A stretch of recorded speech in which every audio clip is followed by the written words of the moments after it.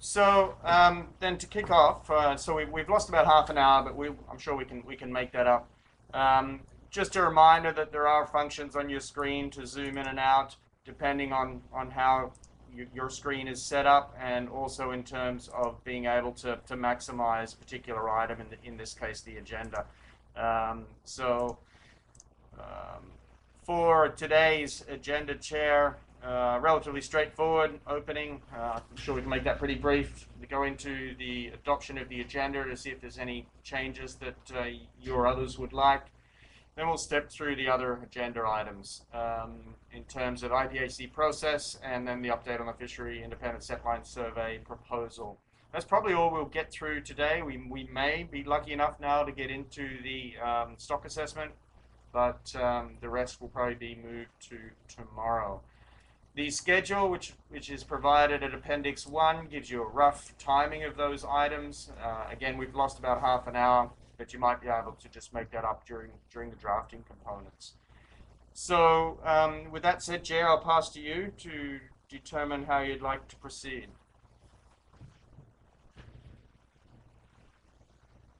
Well, how much of, um, I assume we've adopted the agenda. That all looks fine unless any of the SRB members want to add anything.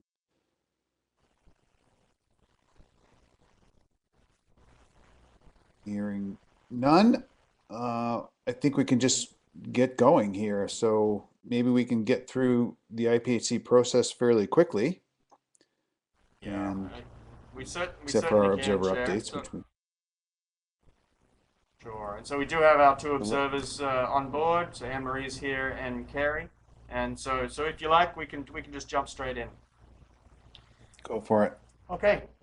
So we can bring up paper 3, please. And so before I jump into paper 3, just a reminder that this particular SRB meeting is more designed for the SRB to provide additional input and guidance to the Secretariat on the various work activities that we have in process throughout this year and moving forward. And so the intention is not to make specific recommendations, because recommendations go to the commission, but rather requests for action for the Secretariat to implement in preparation for the SRB meeting, which will be held in September of this year. And hopefully that meeting will be in person.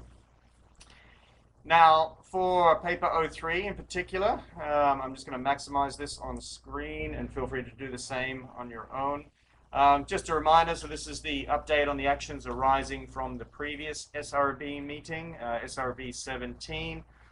It's pretty standard in format, and all we're asking you to do is to note those updates and agree to revise, to consider and revise the actions as necessary throughout the course of this meeting. And those updates are all provided in Appendix A. Now, there's a couple of options that you have, Chair, or SRB in general. You can either simply take these on notice at this point to save some time, noting that each one of them are dealt with in a particular paper, which is before you for this meeting. And where it isn't before you, it's simply noted if, for example, the first recommendation was for the Commission to endorse the FIS design, which was done, and there's a link there to those decisions. So this really is just an information document to give you an indication of how to find the updates, whether it's in a particular paper or some other format, and also if there are particular items that are still pending. And where it is pending, we give an indication again of which paper it's going to be discussed in, with additional details on why that item is still pending. So I'm going to pause there rather than go through each of these individually and see if there are any comments, or whether you're content enough to simply address and pick these actions up as we progress through the meeting. So back to you, Chair.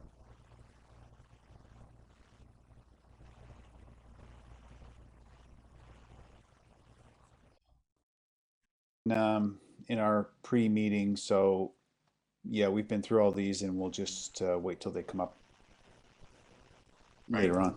So Okay. unless anybody has anything additional they want to mention, I'd say we note these. Okay. And I also see Sven looks like he's joining us, just being entered into the room. Sven, can you hear us?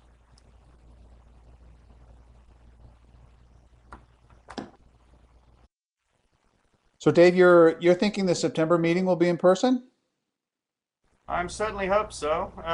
Unfortunately, it may not be in person for yourself, depending on Border and Sven, but certainly for our US SRB members, there's probably no particular reason except personal or health that you would want to travel. So the target at the moment Okay. is we're going to try and have the next meeting in person, and then it's up to all of you.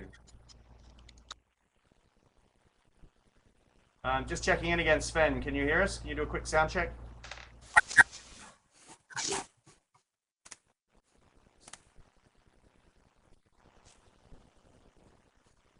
Hello, can you hear me now? Yes, we can, Sven. Welcome. Welcome. Yeah, it's not working over the headset, but I've got enough trouble with the internet. I'm working over my mobile, so how long this will work, I don't know. Okay, okay. Well, good luck, but let us know. The team's here to help see if we can get you connected through your laptop as well.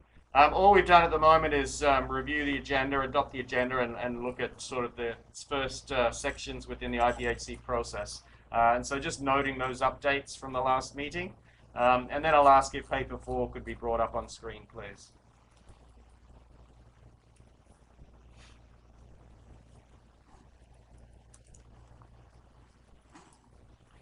So paper 04 is to do with the update on the actions from the 97th session of the commission meeting. And it's a standard paper that we provide to you. No surprises there. It just outlines what the commission considered for the various agenda items, and then if there are any specific actions. Now, at the most recent commission meeting, most of the discussion for all of these items was simply noting the various progress that the Secretariat and others have made on these particular agenda items, or adopting, for example, catch limits and the like. That said, there were two specific requests for action, which are outlined in Appendix A of Paper 04, and they are related to the management strategy evaluation process. And so just a reminder that in this case, the Commission didn't adopt a particular management procedure, but rather requested that the Secretariat consider and develop an updated or draft MSE program of work for review by the Commission. Now, the Commission is due to meet next Monday, I believe, the 22nd, as part of a special session to consider that MSE program of work and then make recommendations moving forward. And so we have actually been in a bit of a hiatus with the MSE activities as a result. Alan has been working very hard in refining the model and such, and he's going to give you an additional update on the work that has been undertaken, and also review that draft program of work that the Commission will consider next week. In addition, for the Pacific Halibut Fishery Economics Update, the Commission requested that the Secretariat develop and distribute a media release with the aim of engaging as many stakeholders as possible in the economic survey that Bush is going to talk to you about later in the meeting. And I think that's under agenda item 8. So we'll probably get to that late tomorrow afternoon. So those were the only two specific actions arising from the Commission meeting related to the SRB specifically. Any questions or comments from SRB members?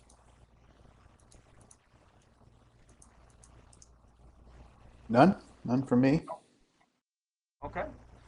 Well, not hearing any. That's it for the IPHC process, other than moving to agenda item 3.4, which is specific updates from Anne-Marie and Carrie. So through the chair, may I pass to Anne-Marie? Go ahead, Anne-Marie. Thanks. All right, let's see if, hello. All right, so I'm going to try to follow the agenda for a change to give myself a little bit more structure in terms of an update. So let me know if this works a little bit better. In terms of the fifth, I think that everyone was really happy and relieved that the program was able to proceed in 2020. And so I think one of the questions that's sort of coming up is that the 3-year plan for 2021 to 2023 was proposed originally starting off of the 2019, plan to date. So I guess the question is whether that is going to need to be restructured because of the 2020 actual survey design. In terms of the stock assessment, I think one of the questions is, are we starting to see blob effects? What is that looking like?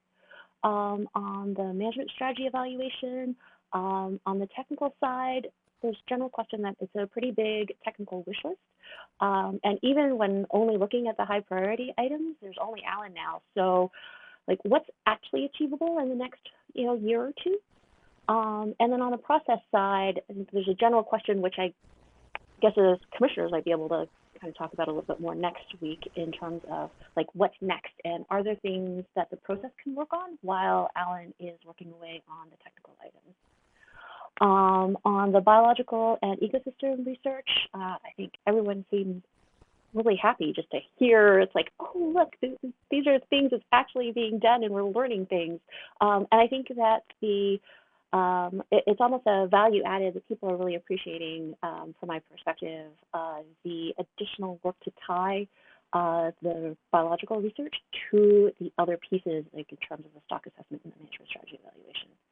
And then on the economics, I guess people wondering like, what's the SRB equivalent for the economic analysis? And I guess if it's on the SRB agenda, the SRB is the SRB equivalent for the economic analysis. Anyway, that is pretty much my list.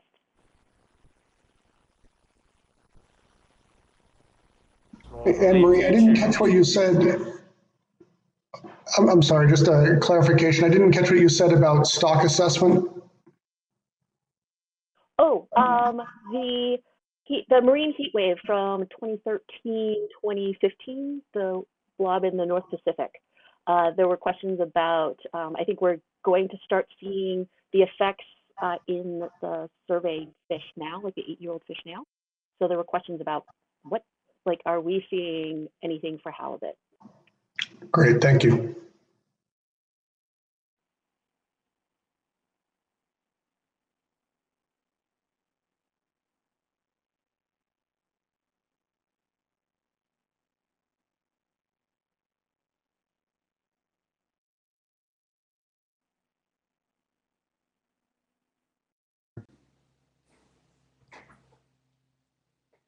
Good to see your face. How do I get rid of it? No, you've been blanked out for some reason. Okay, good. Okay, Carrie, with the US update.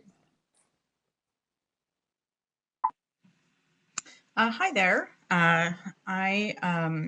My update, I think, is going to be rather short. I think Anne-Marie did a good job of going through the agenda, and I don't think we have given updates in the past, and I don't think major concerns have changed since then. I would just note, like Dave did, that there's a special meeting to discuss the MSE and the Management Strategy Advisory Board next week. And so I'm sure that all of the commissioners will be looking at the SRB report for some guidance on review of the MSE portion of things. So that's what's coming up next for us.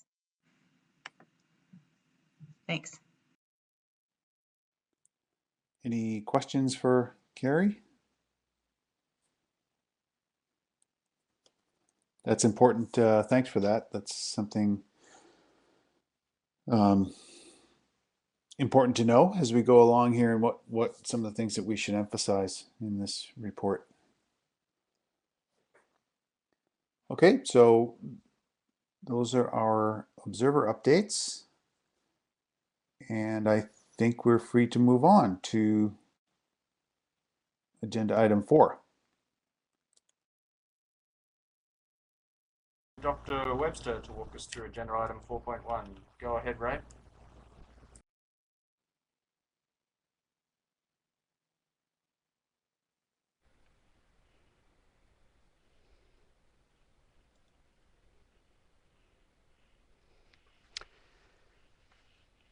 Good afternoon. Just can you give me a thumbs up to make sure that you can hear me? Okay, I see a nod. Yes, Thanks, I can hear you, Sean. see you. Excellent. Okay, so I will be reviewing the 2022 to 24 FIST design evaluation, and I will get straight into it. So much of this material you've seen, I think all of you now have seen before, so I'll try to move relatively quickly through the beginning part, but please don't hesitate to stop me if you have some questions. I know there were some questions related to this presentation that we were provided with prior to the meeting, and hopefully I can address those as I go along, but don't hesitate to interrupt me. Okay, so summary, give the usual background on the history of the FIST from 1993 to 2019, the space-time modeling that we do to estimate our indices of density and abundance, the design objectives for the FIS, and the process of review of which you are now taking part. The proposed designs for 2022 to 2024 will be presented, and our evaluation and revision of discussion of how those designs were revised from the designs you've previously seen. Brief discussion of consideration of cost, which is in part built into the designs, and following a request in the list that Dave presented just before, you asked for some information on the stability of parameters in the space-time model, so there's a few slides on that and some related material. Okay, so the FIS is our most important source of data on Pacific halibut. It provides data for estimating weight and numbers per unit effort, indices of density and abundance of Pacific halibut. These indices are used to estimate stock trends, and they're used to estimate stock distribution, and they're important input in the IPHC stock assessment. The FIS also provides biological data, lengths, ages, and so on, for use in the stock assessment. So standardized FIS has been conducted by the IPHC every year since 1993, and it's standardized for bait and fishing gear and other parameters. From 1993 to 97, the coverage was limited and generally restricted to the regulatory areas 2B, 2C, 3A, and 3B, which we'll often refer to as the core areas of the stock. The modern design began in 1998 with a 10 nautical mile grid of stations. And by 2001, we had annual coverage occurring in all IPHC regulatory areas.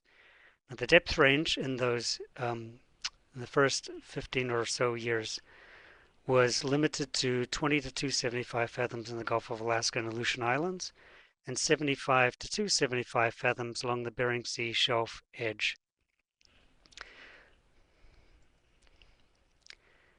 By 2010, data from other sources show that not all Pacific halibut habitat was covered by the FIS.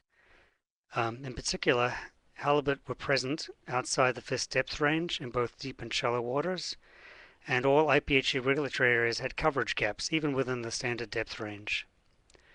And due to that unsampled habitat, there was concern that there was potential for bias in the estimates derived from the FIS data if the density in those unsampled waters was higher or lower than the average density in the waters that we were sampling. And so we undertook a series of expansions from 2011 to 2019 in order to cover habitat previously unsampled by the FIS. During those expansions, which usually encompassed 1 or 2 regulatory areas each year, the FIS occupied for the first time 34% of the stations on what is now the full 10 nautical mile FIS grid that had previously been unsampled. And this led to an improved understanding of halibut density and distribution. We reduced bias in the indices for several regulatory areas, and uncertainty in the estimates of weight per unit effort and numbers per unit effort was reduced in most regulatory areas. And these improvements were apparent throughout the time series, not only in the year of the expansion, and they continue to be propagated into the time series, even in areas where we haven't revisited the expansion stations. The resulting expanded grid of 1,890 stations has provided a full FIS design from which stations can be selected for sampling in each annual FIS. And it's this selection process that we're discussing will form the focus of this presentation and discussion. So this figure shows in orange the full 1890 station FIS grid on the 10 nautical mile grid from Northern California, my pointer, from Northern California through the Gulf of Alaska to the Western Aleutians and along the shelf edge, and including some islands in the Bering Sea. We don't have the resources to fish the shallow waters, the extensive shallow waters of the Bering Sea on a regular basis. We have sampled the southern portion of this Bering Sea region at a much lower density than our standard grid twice in 2006 and 2015. And we used those data to develop a calibration with the NIMS Troll Survey, and their stations are highlighted in blue here. So essentially we're using the NIMS Troll data to provide information for our index for the Bering Sea portion of the stock. A third source of data comes from the Alaska Department of Fish and Game Troll Survey, which had been triennial until recent years and is now also an annual survey. It provides additional information at a higher density of stations than NIMS Troll Survey does. And in fact, in 2020, that was our only source of data for the entire Bering Sea. So the space-time modeling has been used since 2016 to produce the weight per unit effort and numbers per unit effort estimates. The modeling has two key purposes: smooth the data in time and space, making use of information on spatial and temporal relationships among stations to help sort the underlying density process, the signal from the noise in the data. It fills in gaps in survey coverage using model predictions while accounting for uncertainty. So gaps were previously filled using ad hoc scaling factors based on ratios of averages and surveyed and unsurveyed habitat, and what was really a quite unsatisfying process. So this is certainly an improvement of over what we previously used to fill in gaps, recognizing that not all stations are fished every year. The FIS itself has a series of objectives and corresponding design layers. In this table you will have seen previously. The primary objective is to sample Pacific halibut for stock assessment, stock distribution estimation. And the corresponding design layer are the minimum sampling requirements in terms of station distribution, station count, and skates per station. Secondarily, we have to bear in mind maintaining long-term revenue neutrality. So this is incorporated in a consideration of logistics and costs, the operational feasibility of the survey, and the cost revenue neutrality of operating the survey. And then there are tertiary objectives. We seek to minimize our impact on the stock by minimizing removals through the FIS, and we assist others where feasible. For example, other agencies can make use of our survey platform to collect data on a cost recovery basis. And we also can bring into consideration IPHC policies, which may lead to ad hoc decisions from the Commission regarding the FIS design in any particular year. So based on these objectives, we've developed methods for evaluating potential future FIS designs, and we've presented proposed designs for review. The evaluation methods have previously been reviewed by the Scientific Review Board at past meetings, and we've presented design proposals the last couple of years for 2020 to 2022, 2021 to 2023 at the last two SRB interim and annual meetings in 2019-20 and 2020-21. So this is the third year in this review process, and I think we've pretty much nailed down the process now. So the process is this. So the IPHC Secretariat staff will present design proposals to the Scientific Review Board for 3 subsequent years at the June meeting, which is right now. It's important to note that these proposals are based only on data from prior years.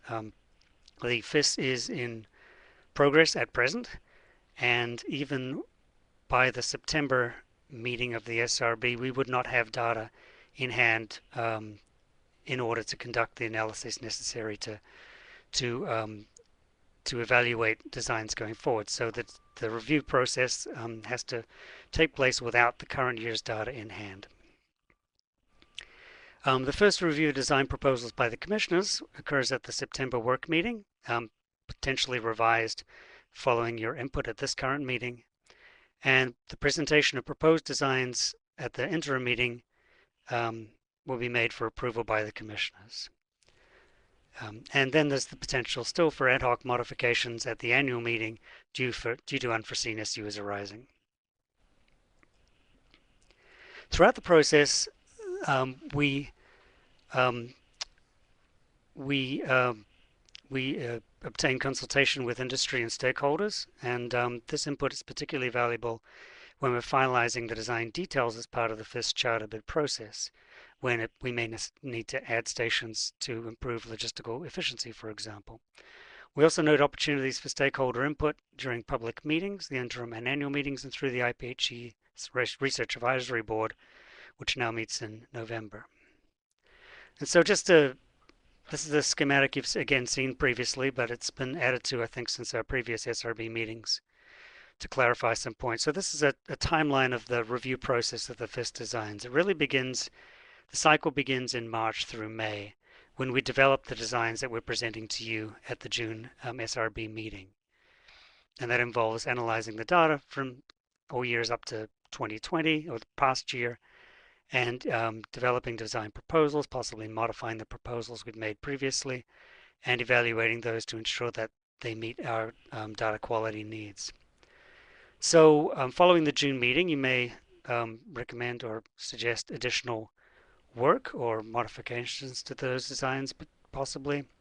And then the work meeting, sorry, I should get my little arrow back. Then the work meeting review with the commissioners will occur in the second half of September.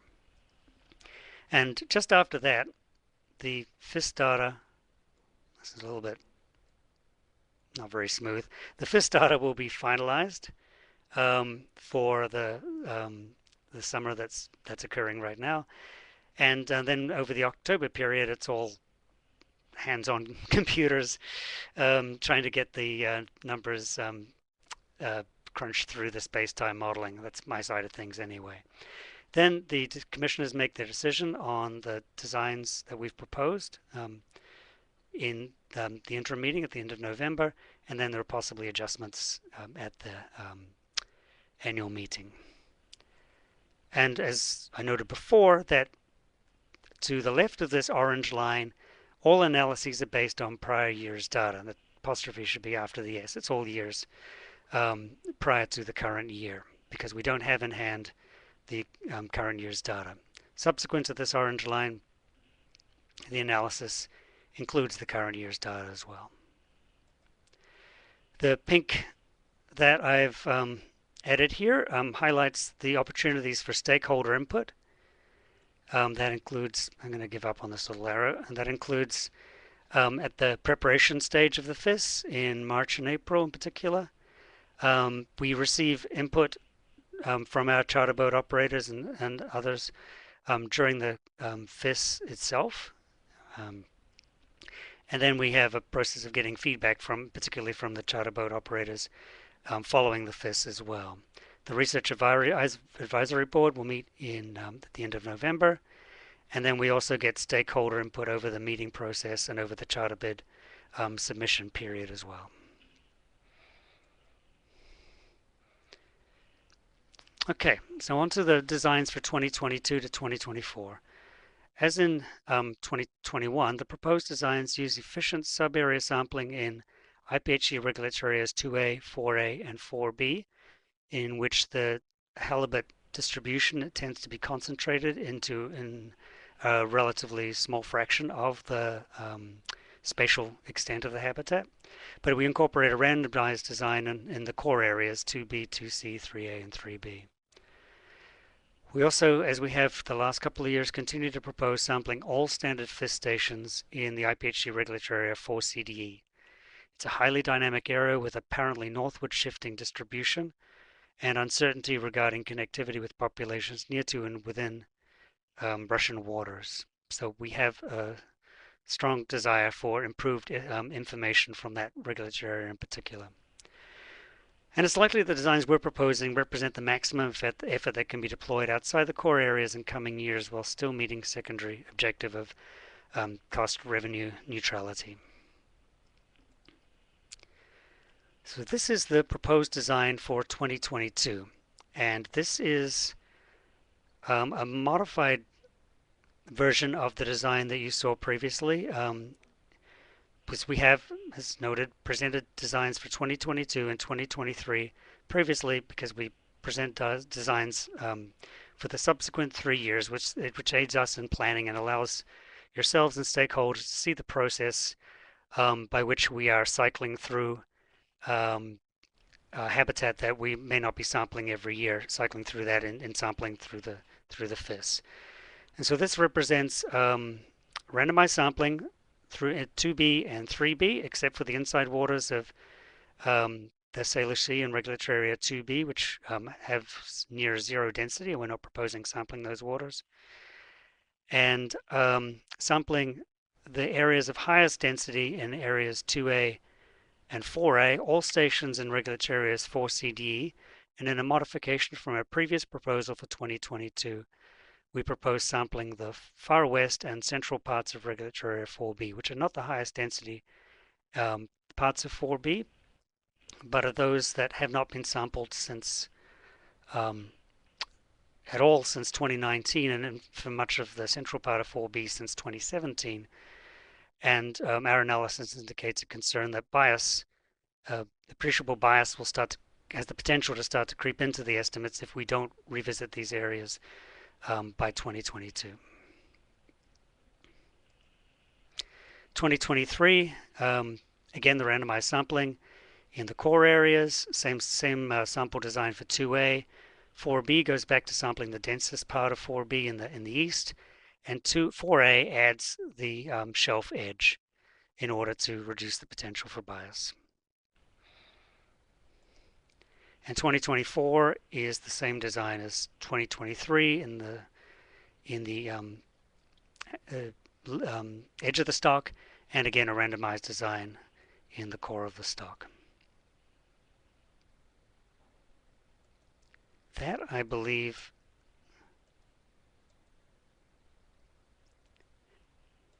I apologize, I believe there's an error in this map, and this is in the 2024 map. It's simply a copy of the 2023 map in this presentation. So I apologize for that. We'll get the presentation amended. I hadn't noticed that because they're very similar. I think in the accompanying document, which the map should be correct. The difference is that there will be a re-randomization of the core areas, and this component of 4A will not be sampled in 2024 on the shelf edge. Only the elution part of 4A will be sampled in 2024. So apologies for not noticing that this is simply a copy from the previous slide. Okay, one of our evaluation criteria is the coefficient of variation of the estimates of the abundance density indices that we obtain from the space-time modeling. Historically, we have managed to maintain coefficients of variation in most regulatory areas below 15%. And so to maintain the data quality, this historical data quality going forwards, our objective is to keep coefficients of variation within this target range of less than 15%. Now the proposed designs in 2B, 2C, 3A, and 3B, and 4CDE will ensure that that's the case. You'll see in a subsequent slide that the coefficients of variation in these areas are well within that target range. And these designs are either randomized or have full sampling, and so will result in unbiased estimation as well. Greatest interest in evaluating the designs comes from the limits of the stock in regulatory areas 2A, 4A, and 4B. And so with the designs that we've proposed, these are the coefficients of variation that we would estimate based on simulated data in subsequent years. And there was a question regarding this, I think these being minimum coefficients of variation.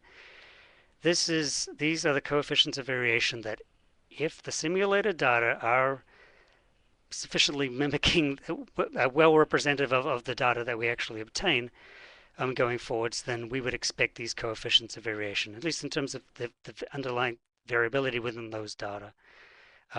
And in all cases, and the simulated data, as noted in the accompanying paper, come from data generated under the space-time model that was fitted in 2020 for three sets of observations generated from the most recent years, used to as substitutes for as data for subsequent 3 years. Okay, so they're not minimum coefficients of variation, they're predicted coefficients of variation if our assumptions are met. So in all of these areas, with the designs that we're proposing, we will be within the target range of 15%. Yes, Sean. Yeah. Can I just, so getting back to that question,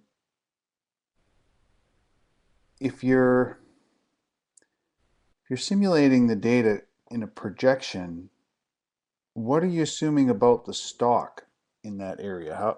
How is, I don't understand that, how you can represent that possible Yeah, thank you. trend in the stock. It's not a projection. It's not a projection. It's essentially taking, so in 2020 we have, we fit a model and we have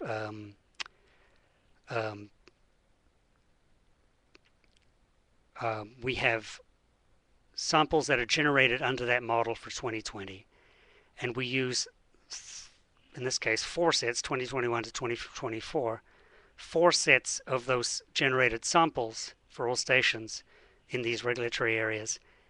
And so there's no stock dynamics going into this. We have the same mean as 2020 built into this analysis. There's no trend up or down. The mean is the same. The variability is the same, and that's the key part, is that going forwards we're assuming that the same variance structure carries through in subsequent years as generated by the model. So where there may be concern is that, well, what if we suddenly get more variable data in an area like 2A, for example, and that's happened in the past, where the distribution of halibut was more variable than it is now, and that's something we can't foresee. So we're using the 2020 data as a 2020 simulated data as our best surrogate for real data. Yeah. Does that make sense? Yeah. But does that answer the question? Like, are these minimum CVs? Like, any of that stuff that you're not considering must add to the variance, would it not? Or well, it's on average, it should, it's possible that we have data that are less variable than we've observed in the past as well. In which case, we may get a CV for next year, which is driven in large part by the data, not just by the historical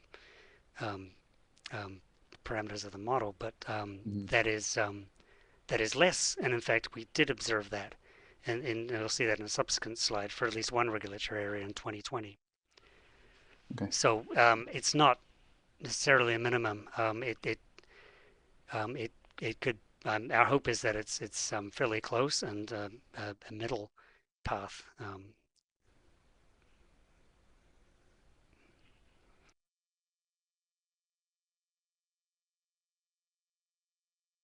Estimated CVs.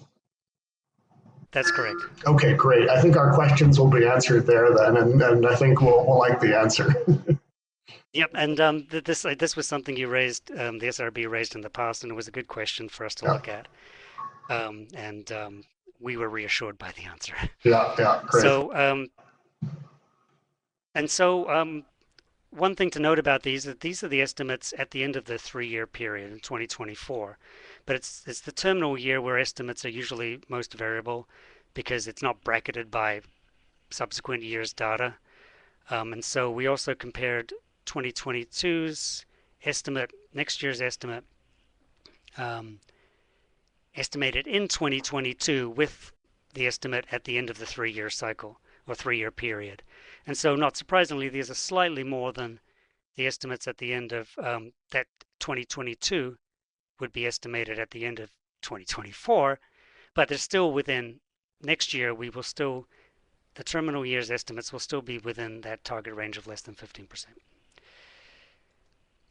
Okay, so the bias side of things is a little, I find a little more complicated to explain.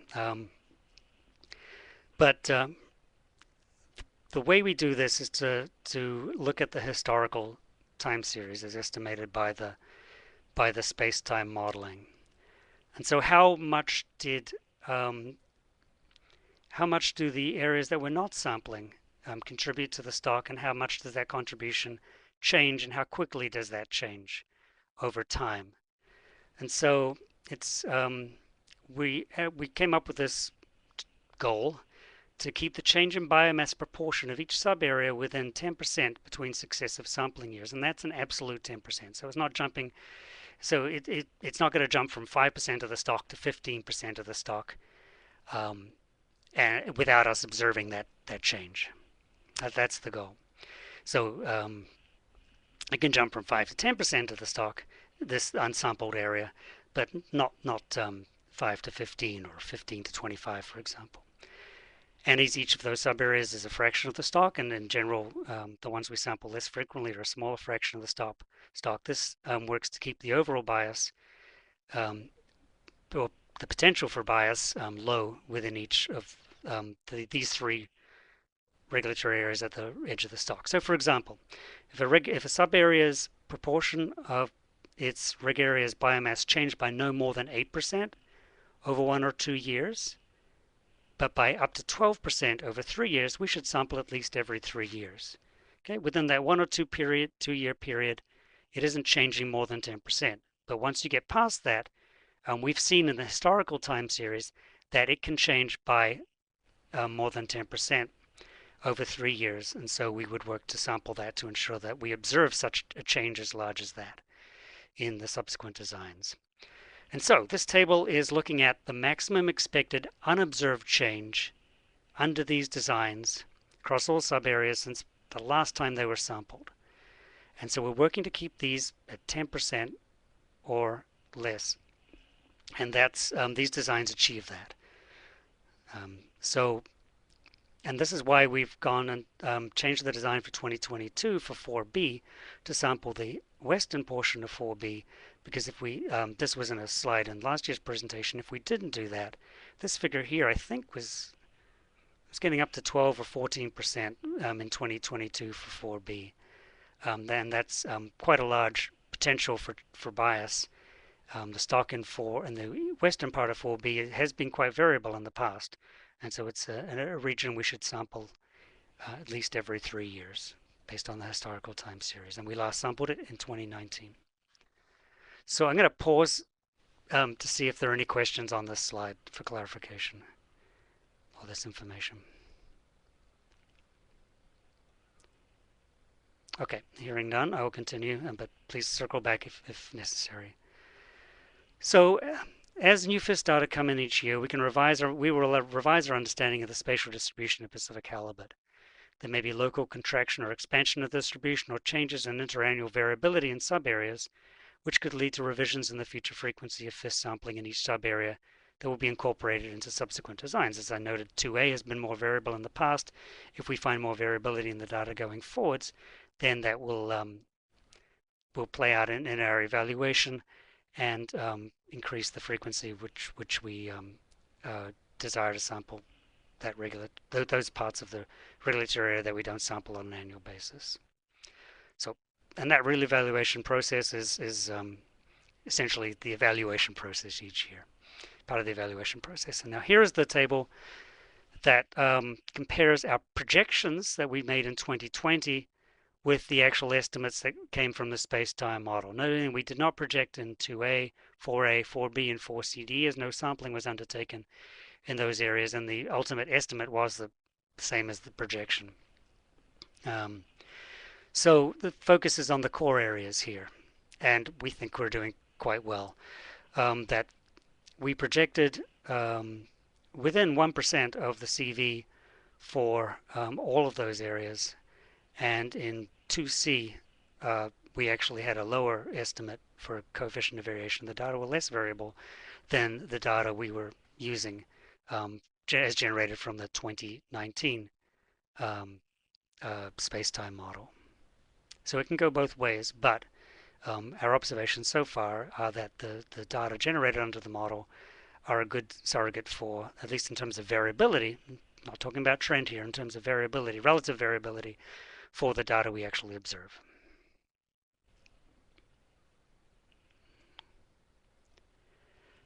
Okay, now the designs that we've presented, as in past years, already incorporate some consideration of cost.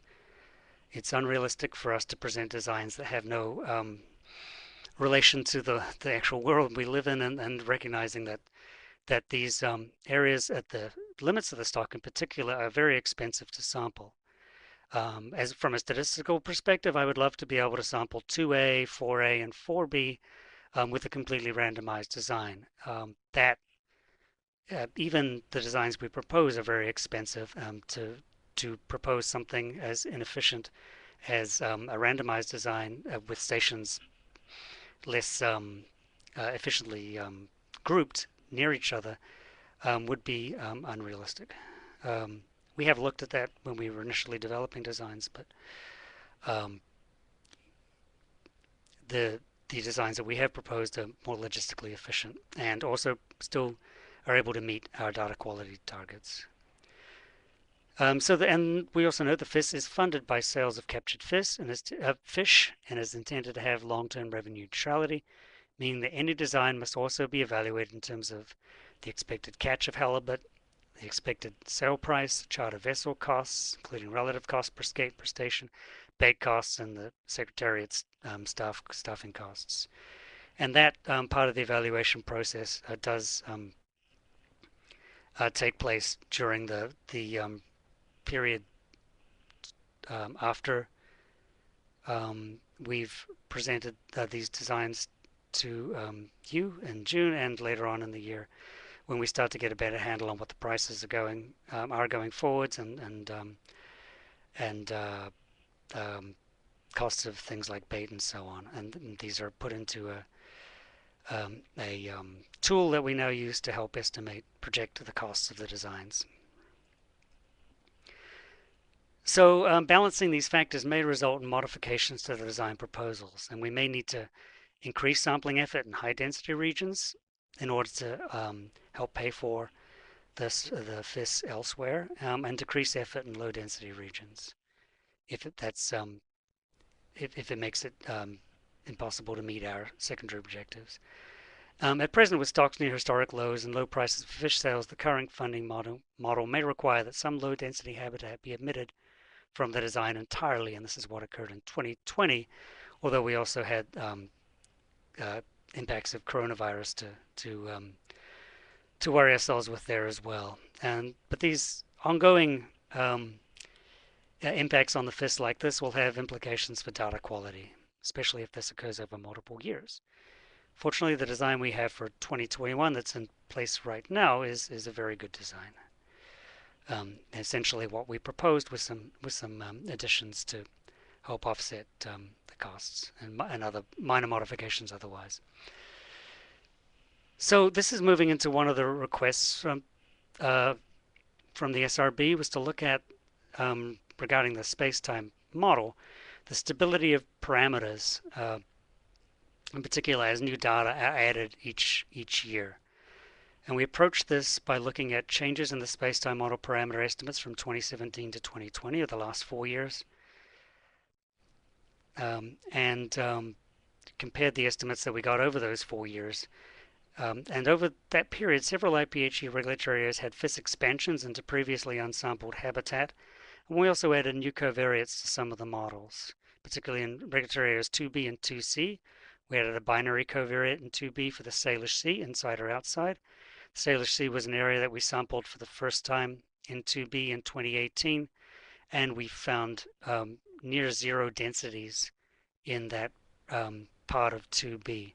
adding this covariate for inside and outside allows that difference between inside and outside that we observed in 2018 to be propagated into years throughout the time series more effectively. Otherwise, we would, if we didn't do that, we would see a drift of the estimates within the Salish Sea and 2B towards the mean for the regulatory area as a whole, given other covariates.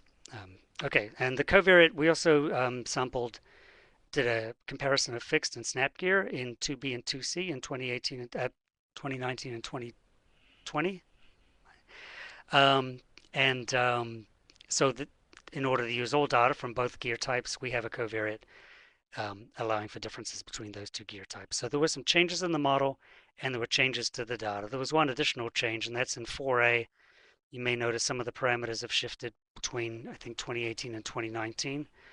And that's because we revised our criteria for excluding station data due to whale depredation, and a number of stations were omitted from the 2014 expansion in regulatory area 4A, which had an impact on the model parameters and the output from the model. Okay, so in the paper I summarized this using a table, and I tried to make this a little friendlier, easier to digest through figures instead. So in the paper I've detailed what these parameters mean I think in an appendix. But briefly, these parameters, and I also outlined the model. I'm not going to do that here because of time, but so that information is available for you to refer to. But the parameters that the model directly estimates are θ1 and θ2, which are two parameters governing the spatial dependence of the model. And these parameters are related to the spatial variance through this formula, and a smoothness parameter kappa through just a simple exponent of θ2. And kappa itself can be written, is proportional to the reciprocal of the range parameter. And the range parameter is essentially at what distance does the spatial correlation become low. And low here is 13% for some reason, but it's at what distance does it become quite small. So it's not too important what these mean for this, for you to be able to evaluate what's going on here. It's more, to answer your question, it's enough to know how these are changing over the 4 times we've done this 5 times, whatever 4 times I'm presenting here. And so again, just to go through, see if I can get this blue arrow to work.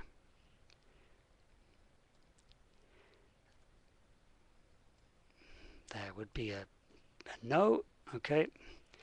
So on each panel within the 2 parameter panels represents the parameter estimates, posterior means, and 95% posterior credible intervals for each regulatory area. So 2A in top left, 2B, 2C, 3A, 3B, 4A, 4B, and 4CD. Okay, so we can see the point represents, somebody's trying out the arrow. It's pretty jerky. I can't get it to move smoothly, so I don't know if anyone can see my cursor. I assume not, but where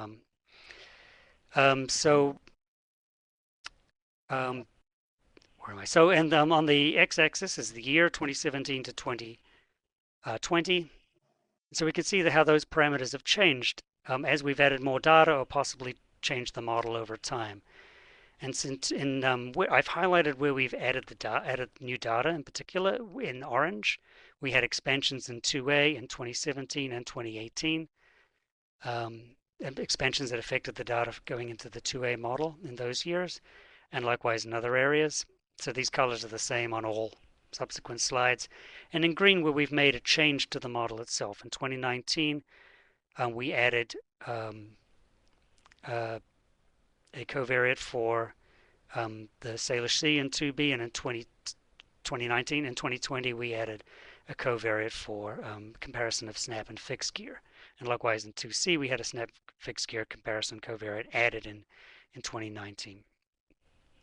Okay, so for the most part, we're not seeing a lot of change, at least within the uncertainty that we get, and it helps to look, even if it's hard to see, on the scale here. These are generally small differences in terms of scale.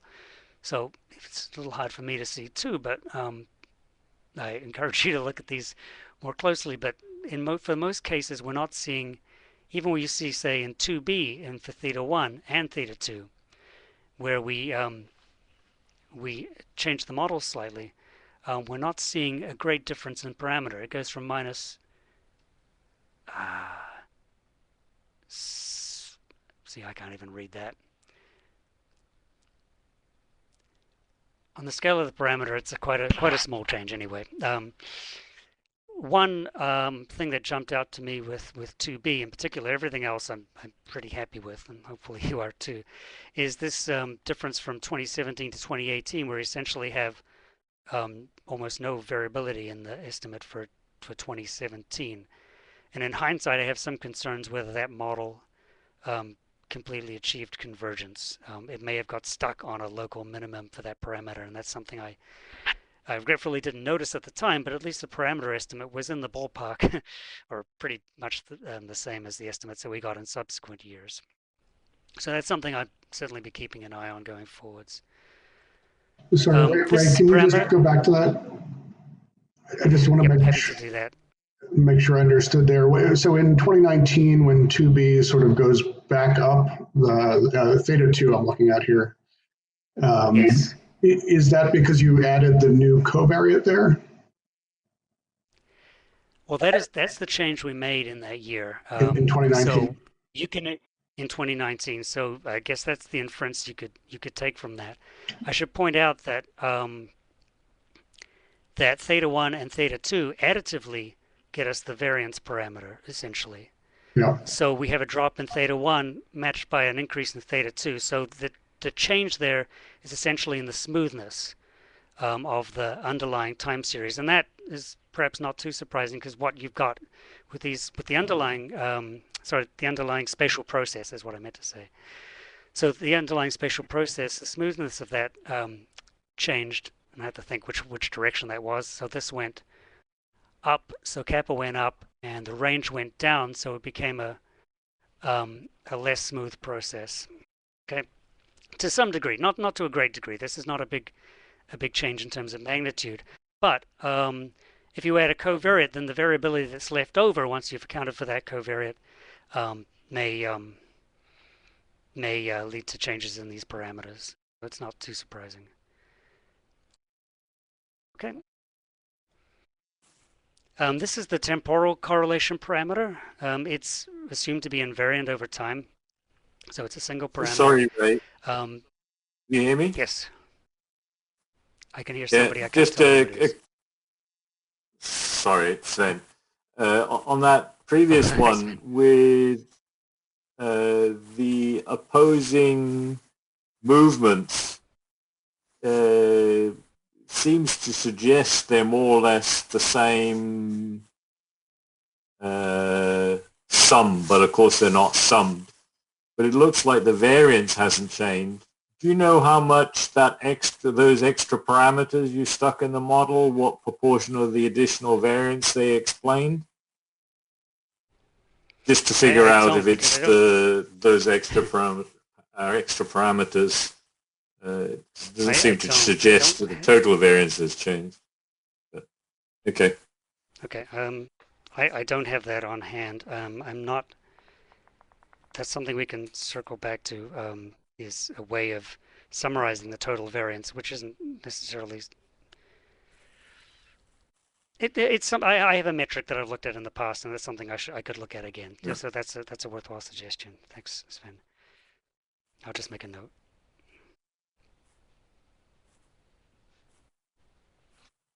What I've looked at in the past is how the model measures of how well the model has fit the data, and so that's not quite what you're asking, but that's something I could look at or discuss with you other ways of looking at that.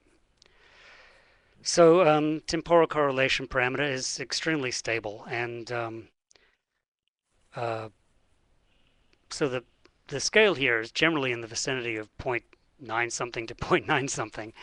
And so this is a parameter that's, because we're estimated over the entire time series, it's well estimated by the model and does not change, I would say, in a meaningful way. We had a change in 2B as we added new data for the first time in some important unsampled parts of 2B, but I don't see any other changes that would raise an eyebrow anywhere else.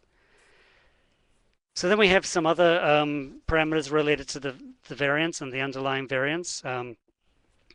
The non-zero process is assumed to follow a gamma process. So if you don't observe a zero, then the weight per unit effort or numbers per unit effort are generated from a gamma process. And the parameter that we estimate in this gamma process, the mean is related to covariance, but the variance, and here we're looking at the inverse of the variance, the precision parameter, is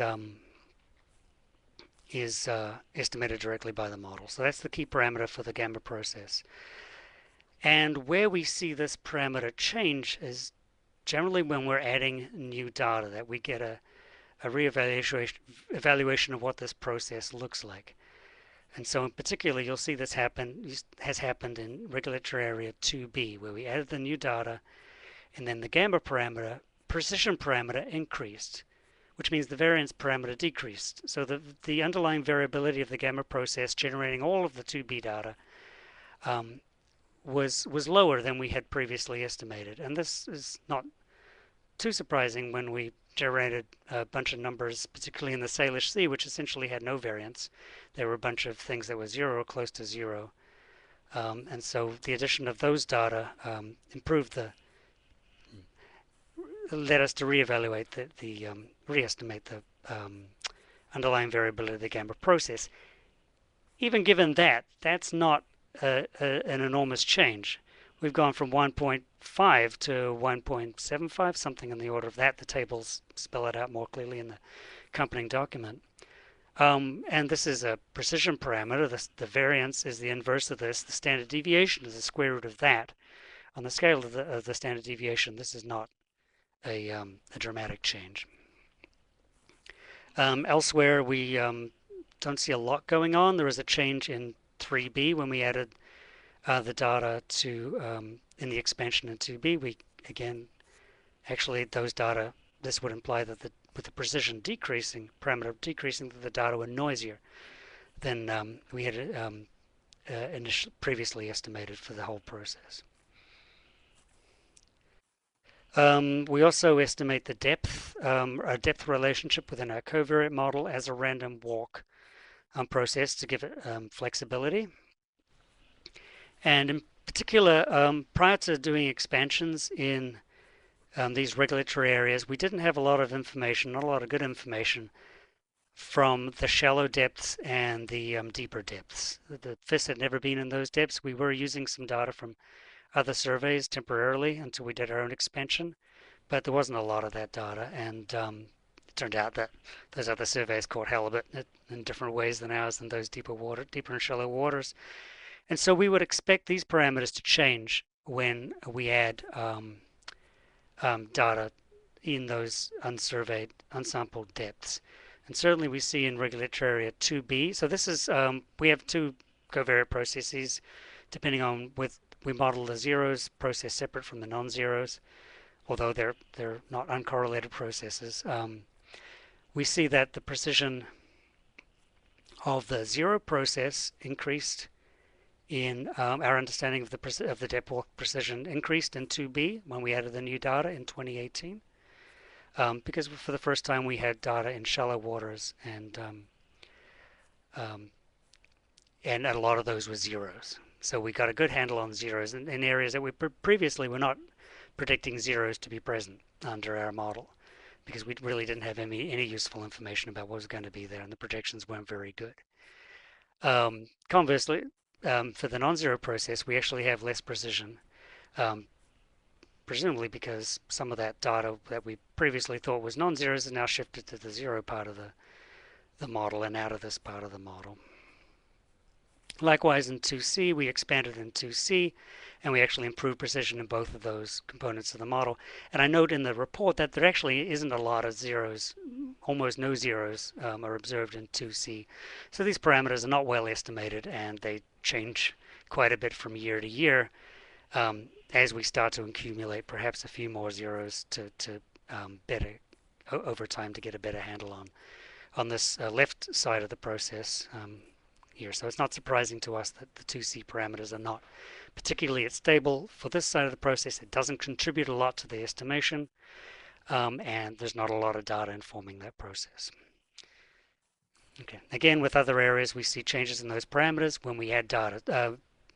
3A is another really interesting one, where the non-zero process became a lot more precise once we expanded in 2019, where we did not have a good handle on the relationship with depth in area 3A until we actually went and observed in those deep and shallow waters ourselves in 2019. Okay, so are there any questions on that? I know this was a thing you were interested in, and hopefully this is the information you were looking for to help understand what's going on when we make changes to the data and to the model inputs each year. Okay, well, again, we can come back to this.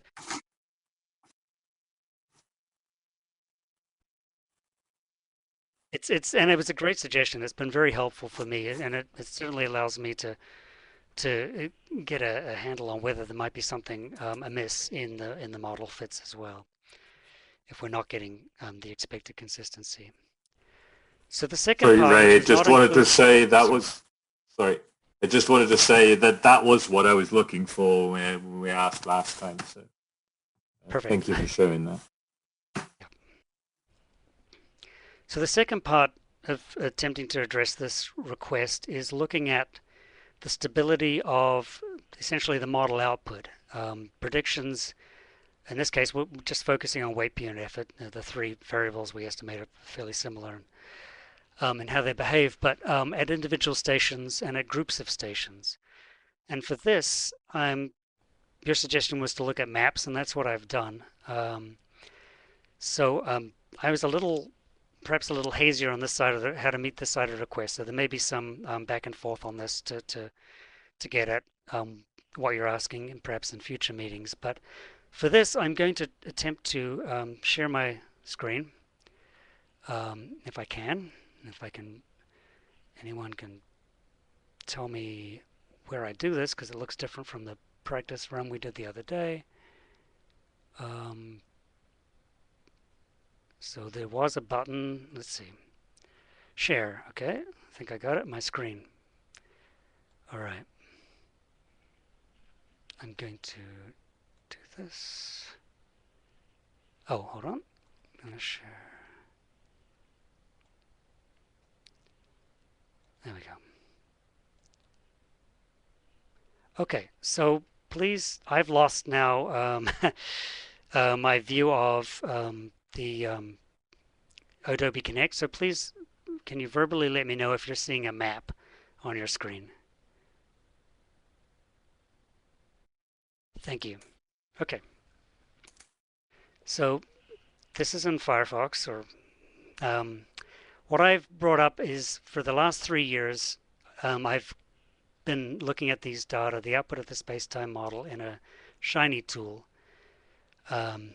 which is always just on the cusp of being released more widely. And so what I've done is I've compared the output that we obtained in 2018, 2019, and 2020. I've uploaded them in 3 separate versions of the Shiny tool, so we can toggle between them, among them. And so what you're seeing on the screen here is the mean 032 weight per unit effort for 2018, the output of the space-time model, represented as a map in colors, and hopefully you can see the legend on the upper right, which shows that this just gives you a sense of the scale of things here. So we're going, the yellow color is 500 pounds per skate or more, and then the colors get more orange and purple and darker as you get down to 0. So 0 represents low halibut density as estimated by the space-time model, and yellow represents the highest that we see. So this is what we estimated at the end of 2018. And as we saw before, in 2019, there were some changes made. We did the expansions in 2019 in regulatory areas 3A and 3B. We also changed our well depredation criteria in 4A, so we took some data out in 4A in 2019, and we didn't do much in other areas. We made some modifications to the model in 2B, but otherwise those were the main things that we changed. So I'm going to flick from 2018 to 2019, so focus your attention particularly on regulatory area 3A, I think, is where you'll see the biggest changes. Okay, so that's 2019, and you'll see the title has 2019 in parentheses at the top, indicating that this is the estimate for 2018 that we obtained in 2019. So we're comparing the same year's estimates from the space-time model, but estimated in 2 subsequent years. Okay, so I'll flick back again between them, and you'll see that there is a change pretty much only in 3A, a little bit in 3B, between our understanding of the distribution of the stock within that IPHC regulatory area. There's a little bit of change in the western part of 4A as well. Now, hopefully I can make these available for you to play with yourself. But I'll focus on a couple of things here. So if we look at Cook Inlet, which is far north, maybe you can see my mouse now if you can see this hand here, since I'm sharing the screen. If you look in Cook Inlet,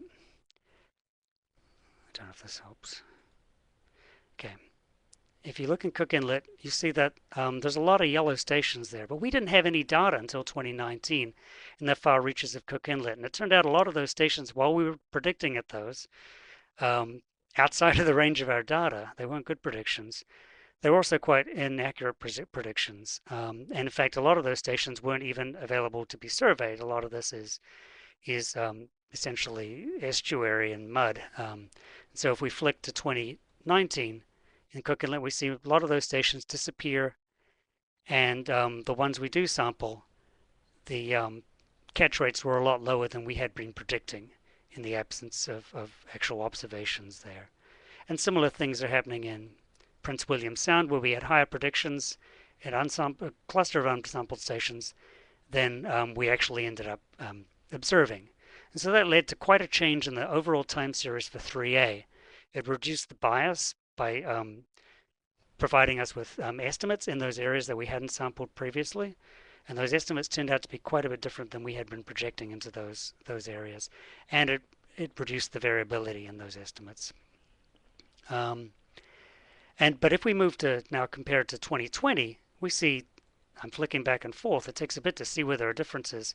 There are very little differences between the 2019 and 2020 understanding of the 2018 stock distribution or local biomass.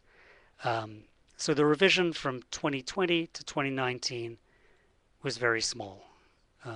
Okay, you'll see some local differences in station here and there, but any single station prediction is relatively imprecise. So it's really the bigger picture that's of most interest here.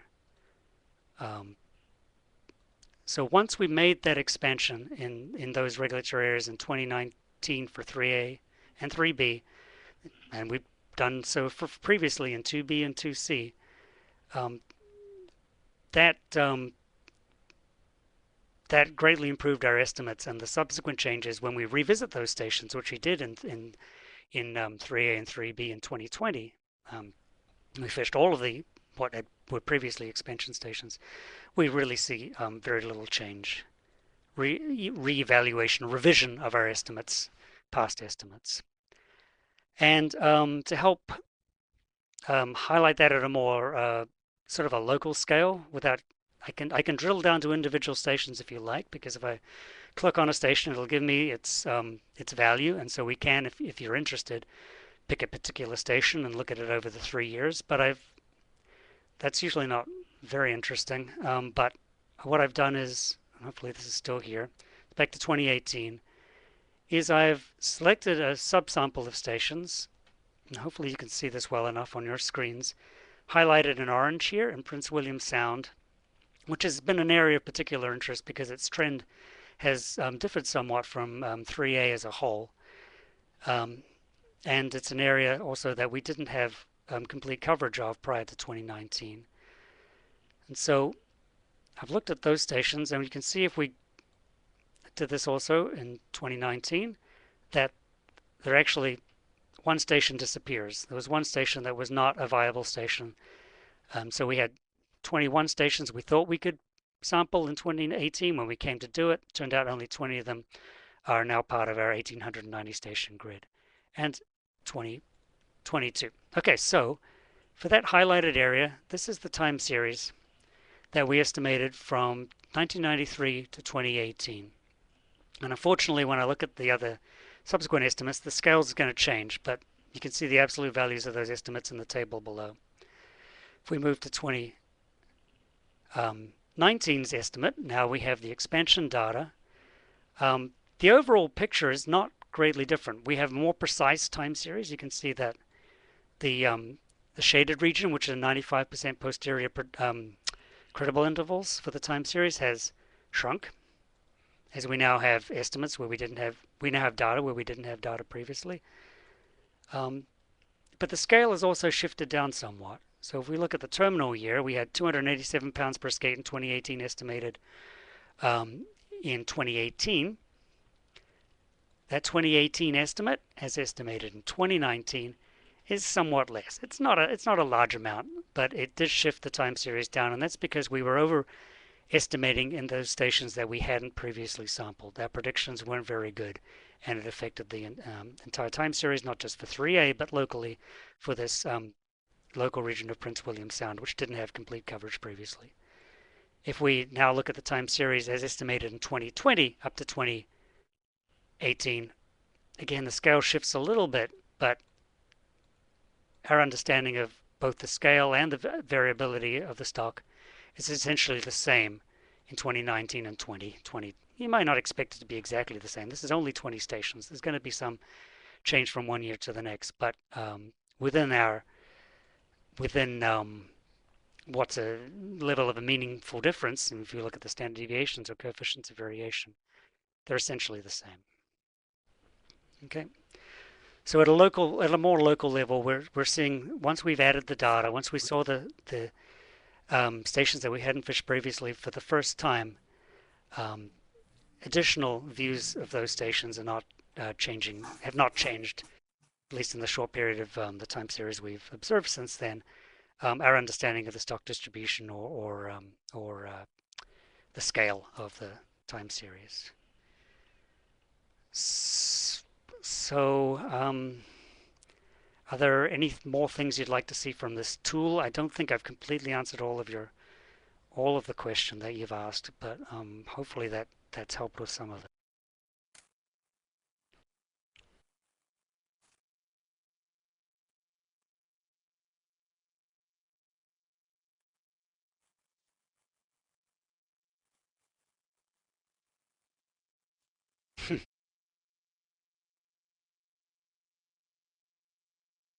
Right. Right.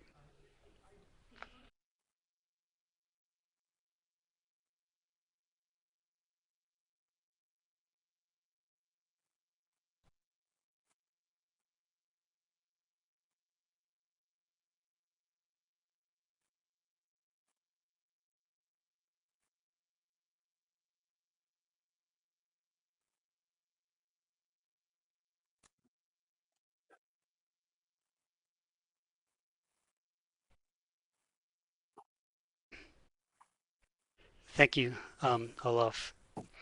We have looked, the way we've looked at this in the past is through commercial data, and we have found, and it has been a few years since I looked at this, and maybe that's something I should revisit.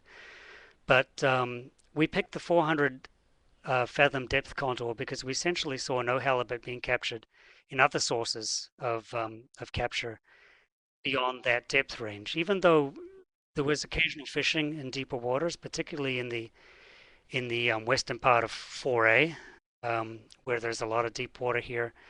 The amount of fish that were captured outside that range was negligible. Now that's something we can revisit to see if I think I have a feeling I escaped my memory that I have revisited it more recently than like 10 years ago when I first looked at this. But the other source of information we had prior to doing our own expansions in the deeper waters here was the Sablefish Longline survey, which does go far deeper than our own survey does. And we didn't see halibut on that survey. It's also a hook and line survey. We didn't see halibut on that survey deeper than 400 fathoms either. And we actually saw very few halibut at the deepest depths. One thing I should have put on these, even though I can click on one of these, I should also be useful to add the depth of that station as well, so we can see exactly how deep we're dealing with. The shelf does drop off very steeply here, but we have historically had some of our highest catches along the shelf just before it drops off. So it's something I can look at. I can look at the other data sources that we have on hand to see if there's been any change in the depth distribution of the stock in those deeper waters.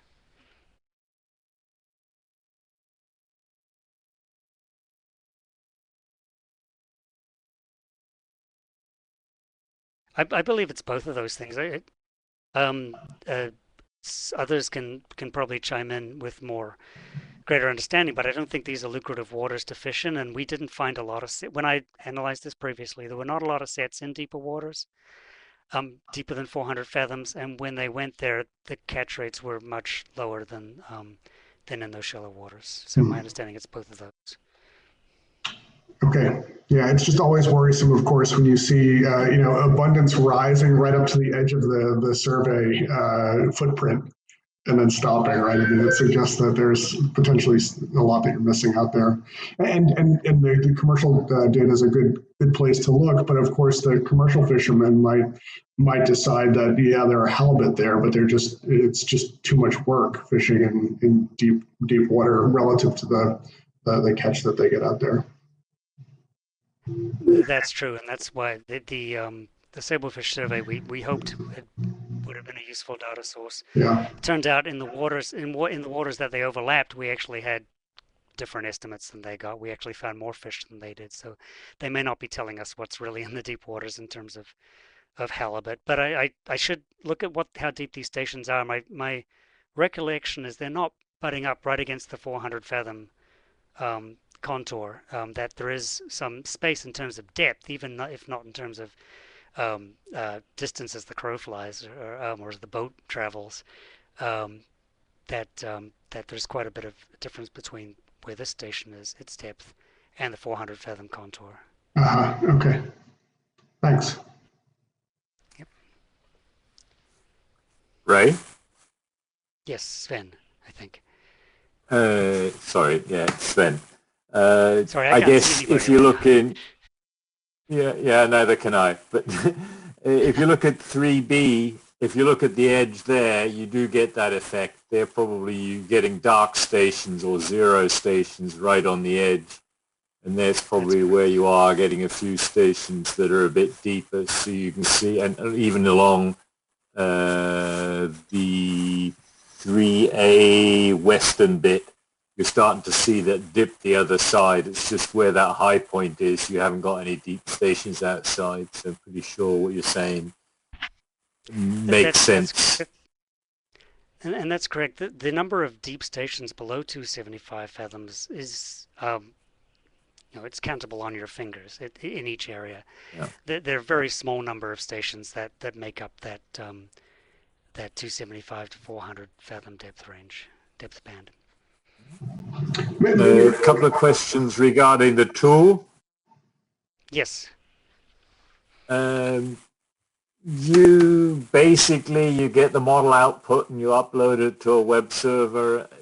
It's not kind of doing its own thing. It's just picking pictures from a database, right?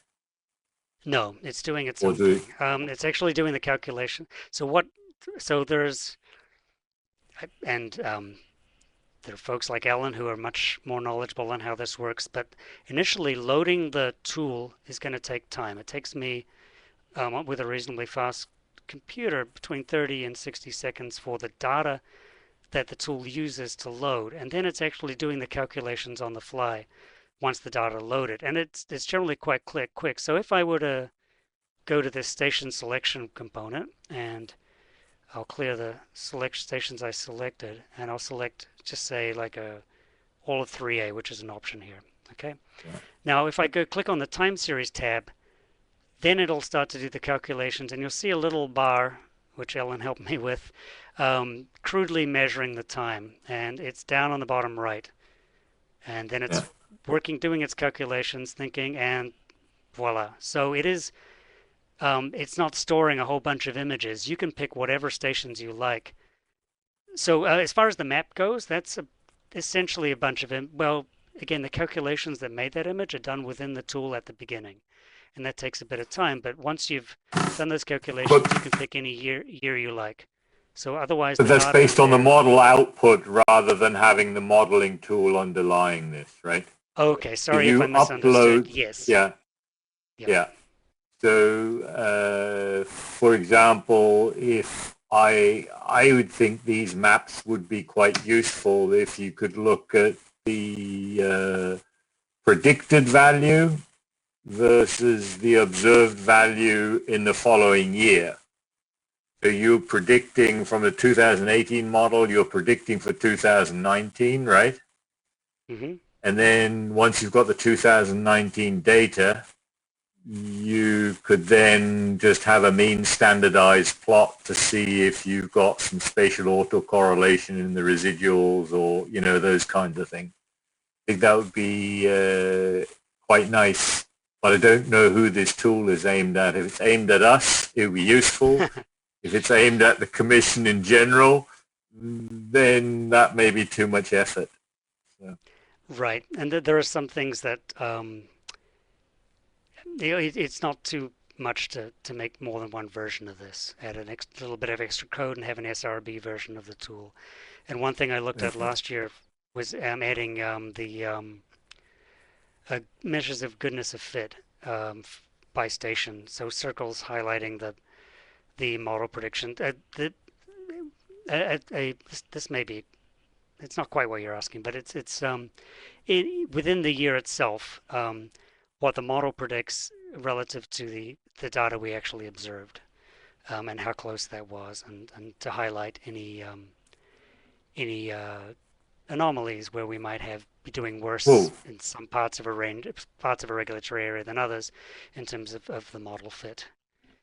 So that's something I did set up to add to this and haven't put in this version. You're suggesting, I think, if I just to clarify, and we can clarify later as well. I know time is limited, but say the comparison of the 2018 that we got in 2018 with the 2018 that no, I think you're actually asking me. In 2020, we'll get some data that we use for 2021 from the 2020 model. How do those 2021 data compare with what we actually observe, or what the model outputs in 2021? Is that kind of what you're asking? Yeah. Okay. Yes, I think so. And the last real quick, and the last real quick question is more of a sampling one. You know, the Bering Sea survey, the shelf survey, and the slope survey. I think those are being impacted or were impacted by Corona, and the slope survey is quite questionable when they're continuing. Those aren't in your control. What impacts does that have on your model stability? Not a lot, because there's not a lot of fish there. Sorry. Let me think about the question. So on the stability from, for example, from say this map to this map, 2019 to 2020. or the parameter stability, or both of those things? Well, it's really the impact on the CV, really, isn't it? It's the CV that Yes. you've sold your soul to, so to speak. You know, that's your flagship. And yet you've got data that you have no control over, and the thing could be going haywire. But it doesn't look like there's a lot of fish there, so presumably that's not the biggest issue. Well, it's not a lot of fish at a local level, but it adds up to something substantial. So we can, Okay. for example, let me clear 3A and pick 4, and I'll push out to 2020. Pick 4 CDE. Okay, so here's our time series for 4 CDE, which has been presented at the commission. We didn't have a lot of data in 2020. We just had that tiny bit in the top east and northern sound. And so the mean drifted a little bit up, but the CV also went up in 2020, reflecting the fact that we had greater uncertainty due to the absence of data. And were that to happen for another year, it looks like we would start to exceed our target range of less than 15%. And you're right, we have no control over the bulk of the data in 4CDE. But it seems that we can live, at least in terms of that part of our criteria, we can live without it and maintain precision. We start to have some concerns about bias, but without that troll survey data for 1 year. Okay, thank you very much. You're welcome. I'm going to stop sharing now, but I welcome any other questions.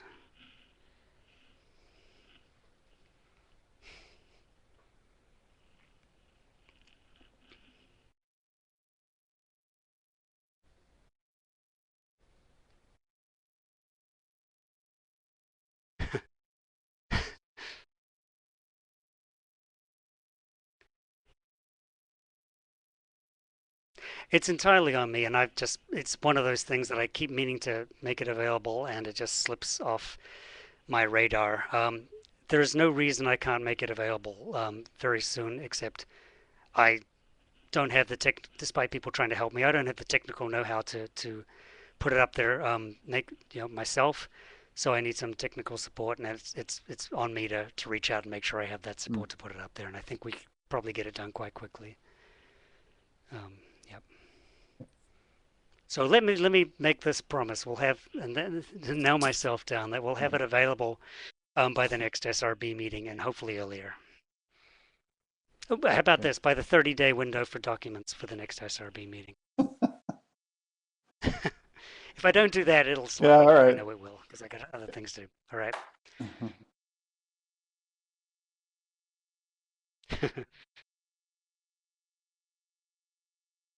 Mm-hmm.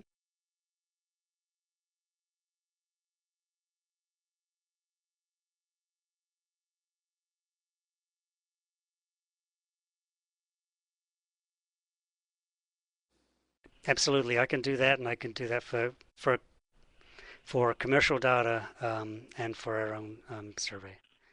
Yep.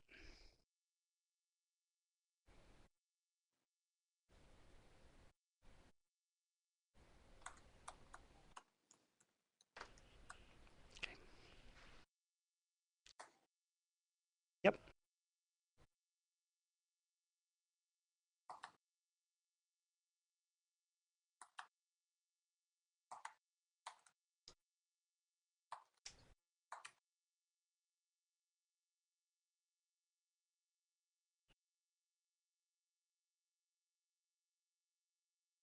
So the 15% is, sorry, I've got an echo if someone has their mic still on. The 15% is historically, prior to doing these expansions, we found that our CVs were kept within 15%. For most regulatory areas. We found out we actually weren't doing as good as that once we realized we weren't sampling all the habitat and accounted for that in the space-time model. But we used that as our metric of in order to maintain the quality of the data that we've been obtaining previously, the quality of the inputs to the stock assessment and the quality of our understanding of stock distribution, we picked that 15% benchmark target range, as I like to put it. So it's maintaining the historical data quality, historical quality of the estimates. The 10%, that was more of a, it's a rule of thumb. I looked at, and it's something we developed in the process of working out how to evaluate these designs going forward. I looked at different values like 5% or 10% or 20% and see how they played out and how often those targets, those values in terms of changes in proportion of the stock by sub area, how often those changes occurred, and also played through a couple of scenarios for what effect that would have on the bias as for the regulatory area as a whole. And I think only fragments of that analysis have crept into the SRB meetings. I think it might have been the first time around I had some appendix or some slides, some backup slides that I didn't show. But the 10% was kind of a middle ground, I guess. It was not something that was exceeded so frequently that you'd have to sample everything every year. Whereas 5% changes of 5% in biomass occur very frequently. Changes of 10% typically in many of these regions occur every 3 or 4 or 5 years. But if we put that amount of change into the estimate for the stock as a whole, for the regulatory area as a whole, a 10% change in what might be 20 or 30% of the biomass doesn't add up to much potential for bias in the area, in the estimate of the weight per unit effort, numbers per unit for the area as a whole. So you can take that 10% and play it out through, and some areas go up, and some sub areas go up, and some areas sub areas might go down relatively. But because they're each only a part of the stock, you're only getting a bias that's potentially in the order of 3 to 5% or something like that. I did do an analysis mainly for myself to see how that would play out. So it does keep the bias small. If you start to look at 20% change, that's quite a large change for an area, and maybe and then it becomes harder to control the bias over short time periods. It's not entirely ad hoc. It's based on trying different metrics to see how they work, different levels to see how they work, and this is one that was a good compromise between how practical it is to how frequently revisit these areas, or how practical it is to have different sampling frequencies while maintaining a bias that's relatively small.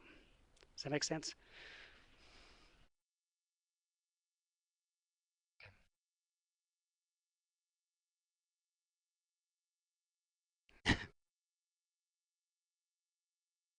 Yeah.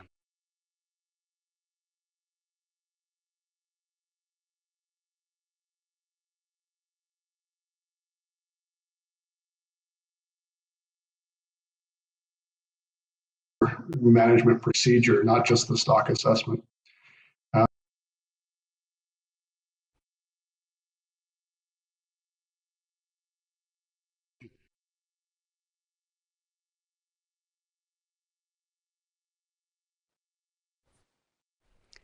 Thank you. Yep, that's something we can discuss with Ellen. Yeah, I have a question. The component of integration. Sorry, Kim, go ahead. No, go ahead, finish. No, I was just going to point out that that's one of those recommendations that we're trying to follow up on with integration, integrating the different components. Go ahead, Kim. Yeah, I had a question, and it may not be really important given the sheer number of locations and your data are being amassed and presented, and your measure of model performance is made at a at a management unit level, but or sub area unit level. But The data that you showed of, what missing sampling in a relatively sparsely inhabited area of 4CDE because of COVID, and you see a little bit of a blip in the the estimate of variability. I just wonder, does it cause you pause that there may be instances when you have more than a 1-year COVID blip, or you have for some reason the lack of ability to get vessels in some areas, or you have moratoriums in fishing in some areas, which cause you to lose sampling locations in areas that you had desired to sample in those years. So could this be a concern to you in some future time?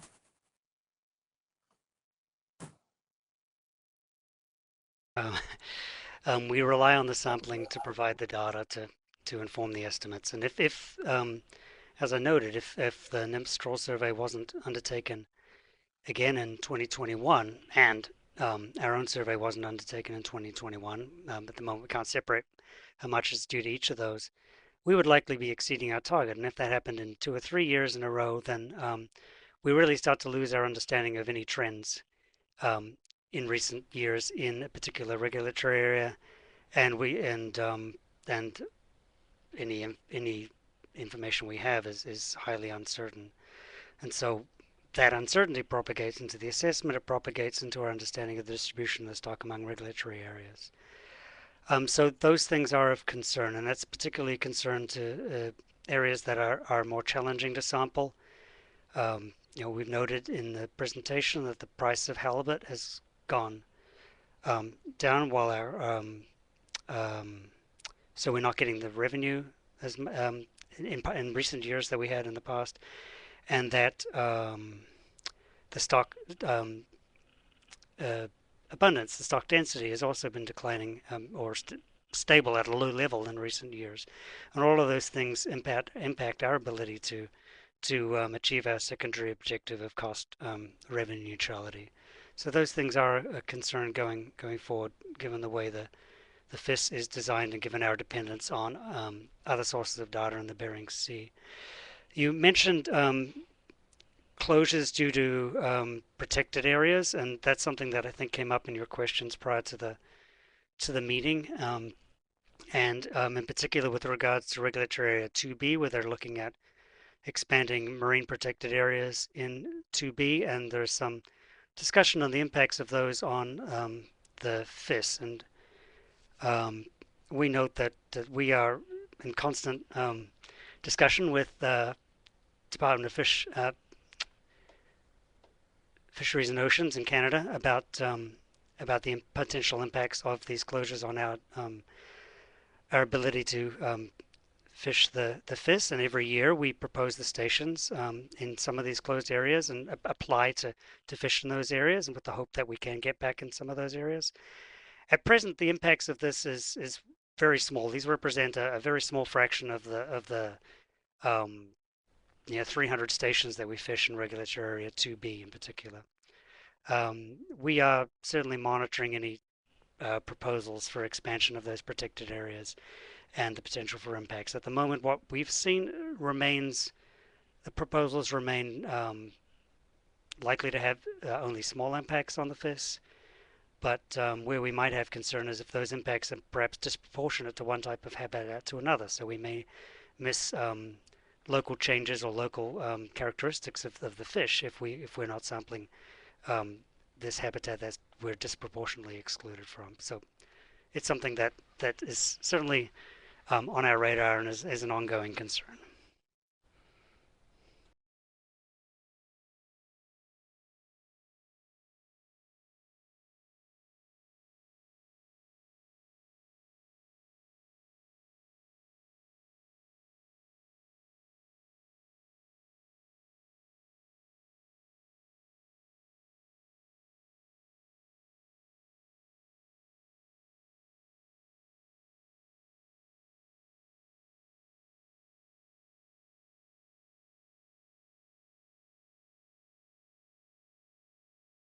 Let's see here. We have a break Just scheduled. as a suggestion, do you want to just break now early for a 15-minute break? It might be a nice transition. Yeah, that's what I was looking at. We're scheduled for another 40 minutes for a break, but I've been sitting here for 3 hours, so it feels like 3 hours anyway. It's 2 hours. But yeah, why don't we take 15 minutes, which would start us back up at 3:05-ish. So let's start back up at 3:05 Pacific, 15 minutes. Let's get started on the stock assessment. Take it away, Ian. Okay, thanks, Sean. This will actually be one of the lighter stock assessment presentations we've had in a few years. So I think you guys maybe deserve this one after several years of some pretty heavy duty presentations on the stock assessment. So I'm going to walk through the standard outline for this time of year for the stock assessment. I'll talk about the relatively minor development that's been done so far during 2021, a quick update on software. I'll speak to both commission and SRB requests made since the previous assessment. And I'll talk a little bit about research planning integration, although that's going to blend into, I think, some of our following discussions, both in the MSE section as well as in the research plan section. And I'll just provide a couple of comments or my perception on how things are going in 2021 compared to 2022. And the spoiler is that they're going pretty well. Things look pretty good compared to where we were last year. So just to jog your memory, we did a full stock assessment in 2019 with a two-part review, both an independent peer review that we contracted directly from outside the normal channels here at the IPHC, as well as the SRB review that took into consideration that external review. Importantly, in 2019, we actually made some pretty meaningful changes to the data streams going into the stock assessment. So the biggest thing, basically, since I've been at the commission was the addition of explicit commercial sex ratio information from the commercial fishery for 2017 and 2018 that was available in time for the 2019 stock assessment. And that had, depending on your perception, that had a relatively small to a relatively large effect on the results. But I think more importantly, it illustrated sort of a closing the loop on a big source of uncertainty that I identified when I first got to the commission. It took us several years to spin up a research program to address this and with multiple components. And then we finally started generating data and got those included in the assessment. So that's a real success story. In 2020, last year, the stock assessment was an update.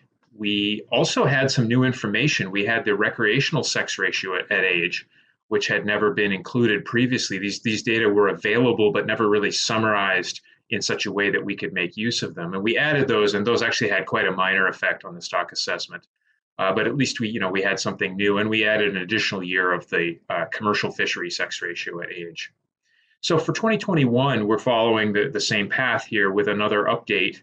And the new information this year will be a one more year of extension of the commercial sex ratio at age. So they're working now to finalize the genetic assays on the 2020 data, which I will have for this year's stock assessment. And so we are now in a process basically where the current sex ratio at age information from the commercial fishery lags by 1 year, which is the time it takes for those ages to get read, which is in season, and then the genetic assays to be done, which is post-season, but in time for the next stock assessment. So moving then into software, I have generally tried to move out of the role of developer for stock synthesis and trying to test all the beta versions as they come out. And I think that's been a good choice for the commission. I begin every year as I update the stock assessment, I begin by first extending the time series so that I can provide essentially a bridging analysis that includes everything right up to the 2021 projections, even before I've put new data in the model. And that allows the bridging analysis to begin with last year's stock assessment and then move its way through all of the various changes all the way to the final 2021 stock assessment. So extending the time series, of course, makes no changes to the base models. None of the parameters are updated. It's just a matter of being able to provide figures and things that translate all the way through. I did move up to a more recent version of stock synthesis, this for the preliminary 2021 stock assessment, which was moving up from a 3.3015 and change that I was using last year up to 1.6. I'll note that last Friday there was a 0.17 version released, which I will probably explore in time for the September SRB meeting. But basically, I don't anticipate any changes. There were no changes to the features that we have used in the halibut assessment. And this is, in some ways, a little bit of foreshadowing to the discussion about the best software for us to be using. It was interesting to me that when I updated, even though nothing changed in the model results, like right down to the decimal places, I actually had to increase the memory usage assigned to synthesis, and I saw a decrease in, or an increase in the runtimes associated with the version change. Now, as of last Friday, there is a footnote that they've used a different version of 80 Model Builder, and that maybe some of these decreases in performance will actually be ameliorated when they start using in 3.30.17, which is based on a newer version of 80 Model Builder. So hopefully this is just a transient hit on productivity. Even so, it's not a huge change. So I'll move now into some of the requests that were made over the last year, beginning with SRB16 through 17. And you'll note that in the outline, I called this commission an SRB request, but actually on this slide, it's just SRB requests. And that's because really for the first time in several years, we've not had some specific assessment related requests for the off season, the spring analysis season with regard to the assessment. There's a variety of reasons why that could be. It may be in part due to the virtual meeting schedule. It may be due to the range of issues that the commission is dealing with regard to COVID and other things. But it also may have to do with the fact that we seem to be entering a transition period where the commission is essentially refocusing toward the MSE and the consideration of potential management procedures. And the nitty-gritty of the stock assessment and or related questions is not necessarily, they don't necessarily have such a laser focus on that, which I think is good. I think it indicates that they really are perhaps starting to make this shift toward thinking more about the MSE and a management procedure as they approach the 2022 annual meeting and then the 2023 annual meeting where they'll actually have to have a new management procedure or select one at that time. So the SRB requests that I'll cover here were really 5, but 2 of these have to do with the use of the logistic normal for composition data.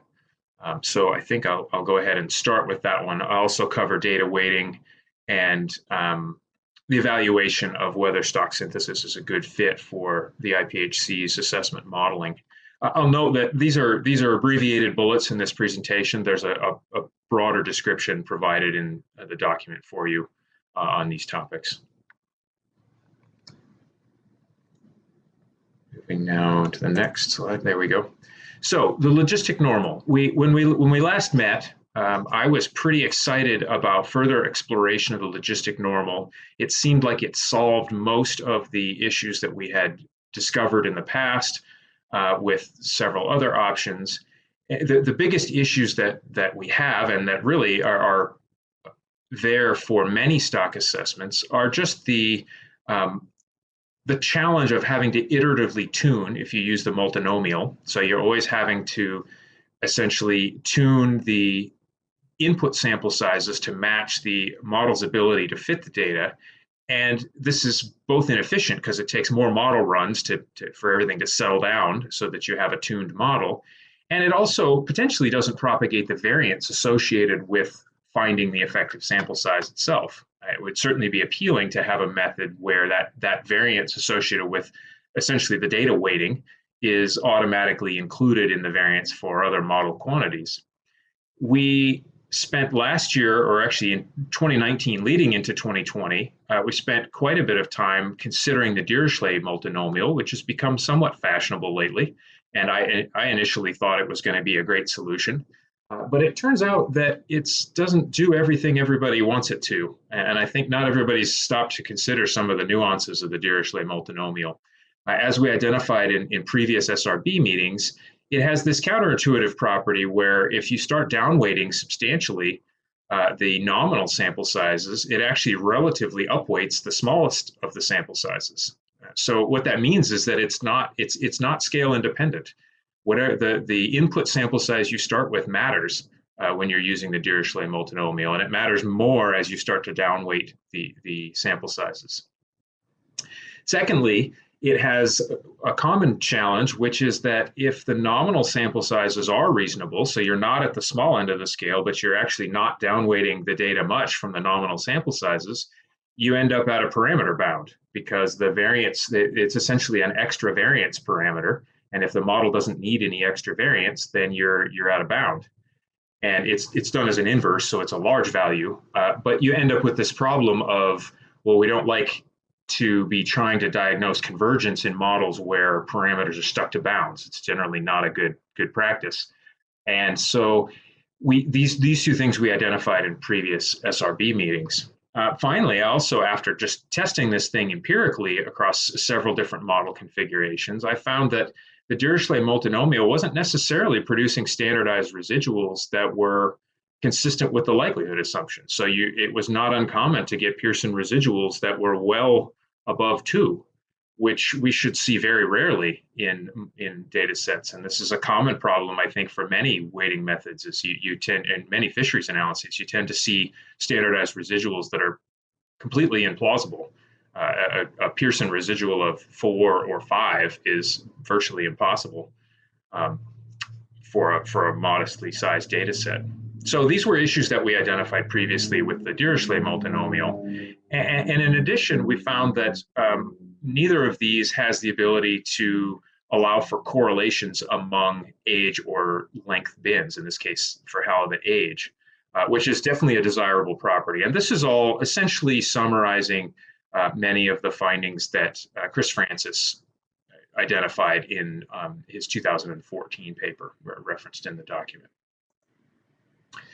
So, as I said, Francis provided a pretty compelling basis for the logistic normal. It is definitely being used in a number of assessments around the world, primarily East Coast, Canada, and Europe at the moment, not terribly popular on the West Coast. And we, like I said, in previous SRB meetings, this was looking like it had quite a few potential benefits.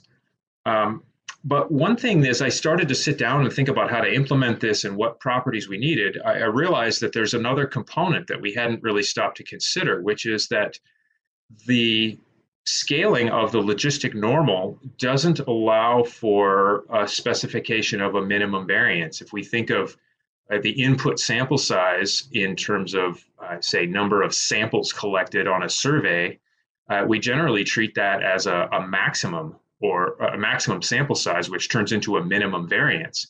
With the Dirichlet multinomial, it's not obvious how one would map the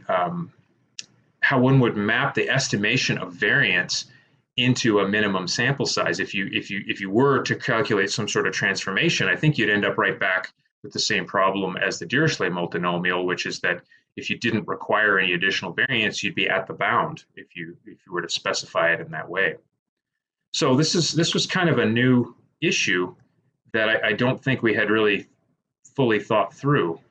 If we think about this in terms of a survey index, we get a variance from, say, the space-time model or from a design-based estimator, and we usually treat that as a minimum variance. And so if we have an assessment model and we want to estimate some additional variance associated with that, we generally would not allow the additional variance parameter to be a negative value, to actually make the nominal variance smaller than the input. But that's exactly the way the logistic normal is parameterized. So this seems to be a bit of an impediment, and it's particularly pronounced for the halibut stock assessment.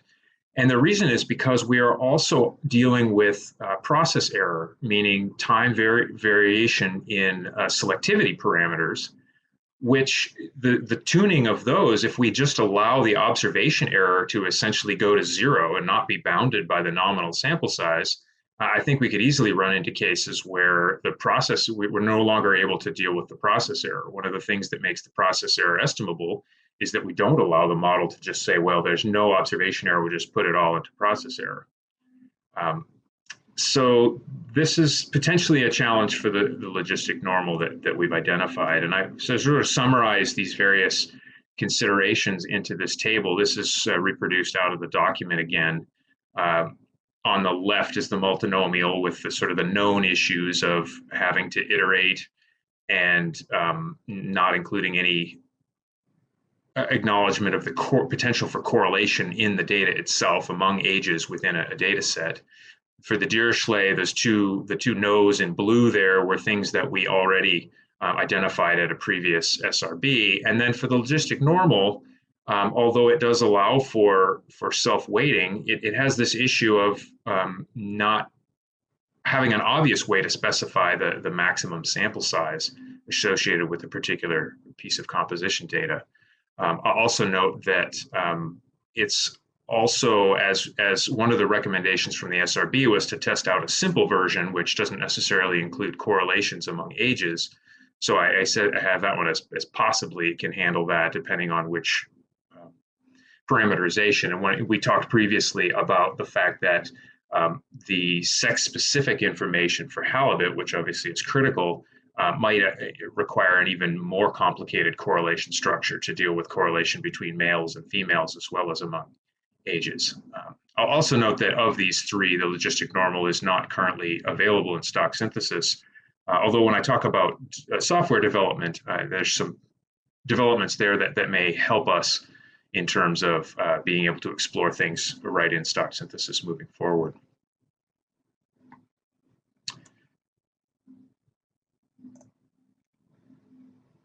So my some thinking on this, talking to people who've been using the Dirichlet multinomial and thinking a little bit more about how we might be able to implement this.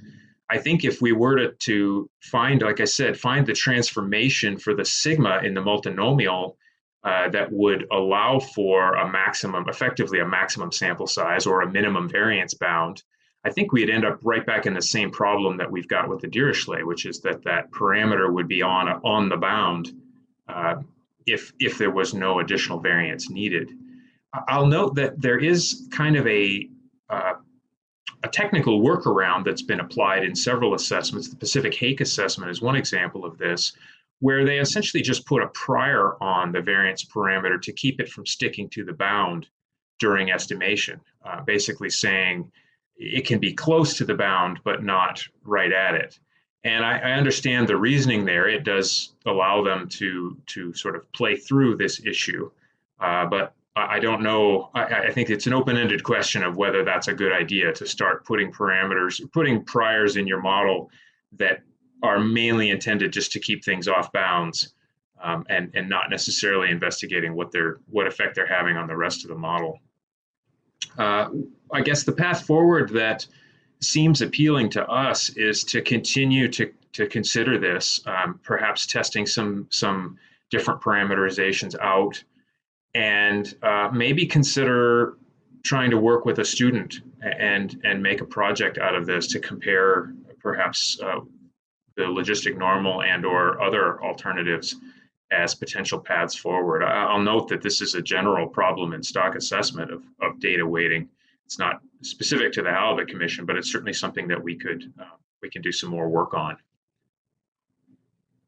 Maybe I'll pause there before I go to the next topic and see if there are any questions or any discussion you want to have about this one before I move on.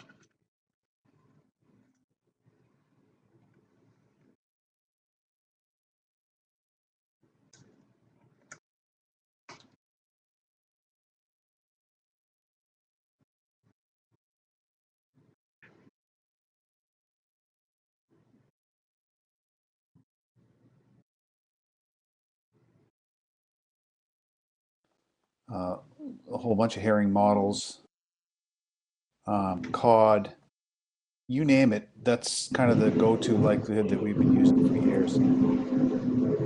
I've never had an issue where the variance was too small. It's always been larger.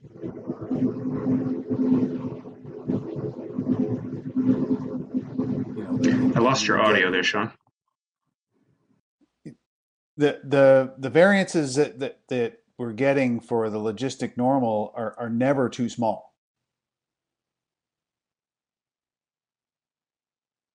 So I'm not sure what the issue is. Like,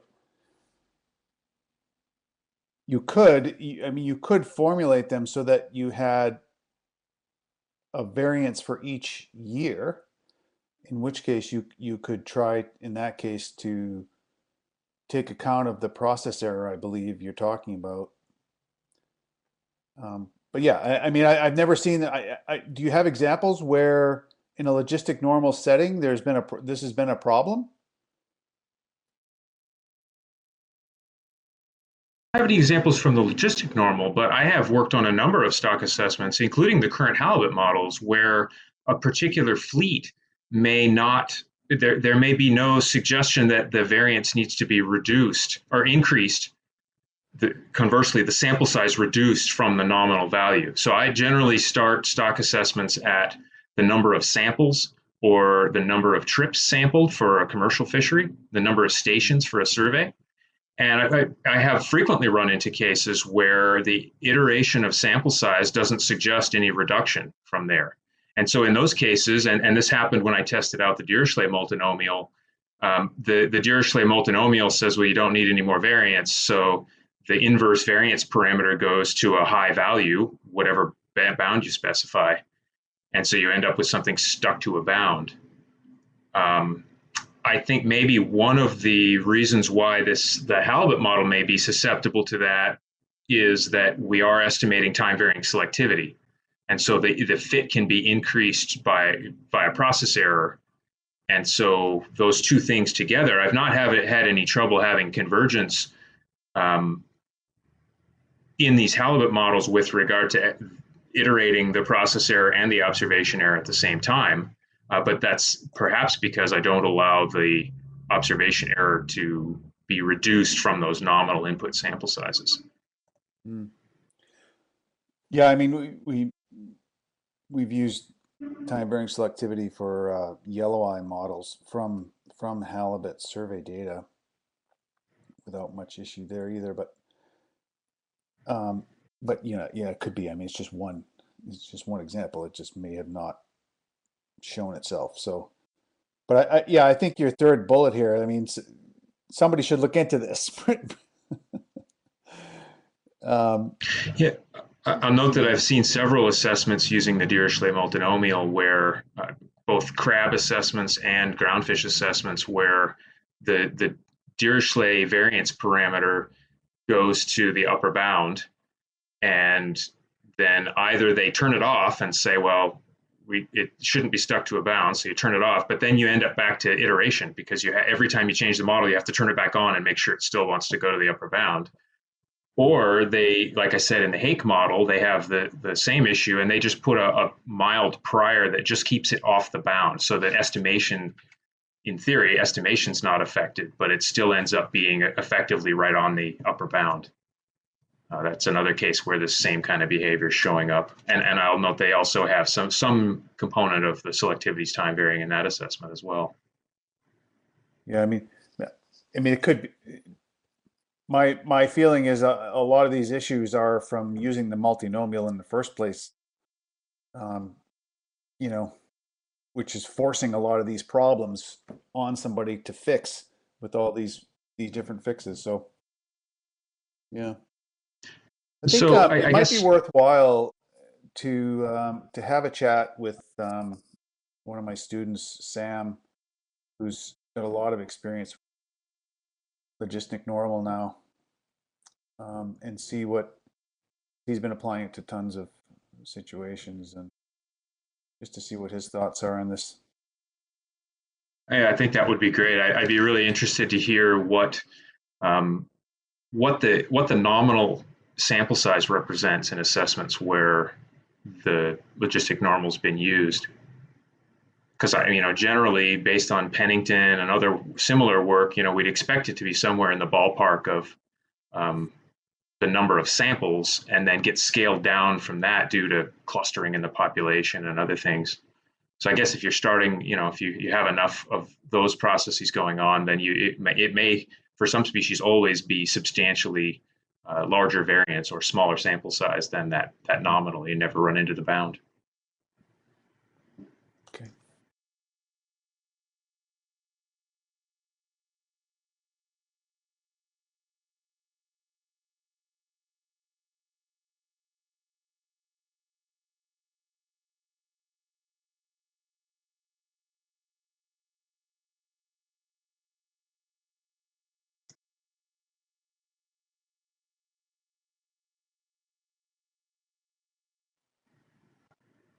Yeah, and given that, it may be possible to consider the logistic normal with a sigma that, and then this is where I'm not quite sure how the math works out, but it would be nice to be able to map a sample size into the logistic normal variance parameters such that we had some confidence that the weighting was reasonable with regard to kind of the whole sampling theory of age or length composition data.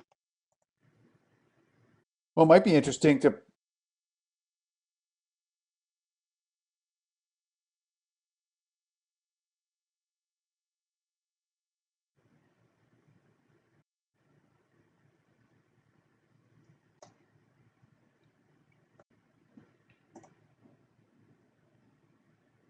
Yeah, I don't know if there was another question there well, in the background that I missed. Or well, I mean, these are the kinds of things that would be interesting to have a model that you could play with, that you could say, well, what if you created a model of the variance as a function of the sample size? Because it's always going to be different.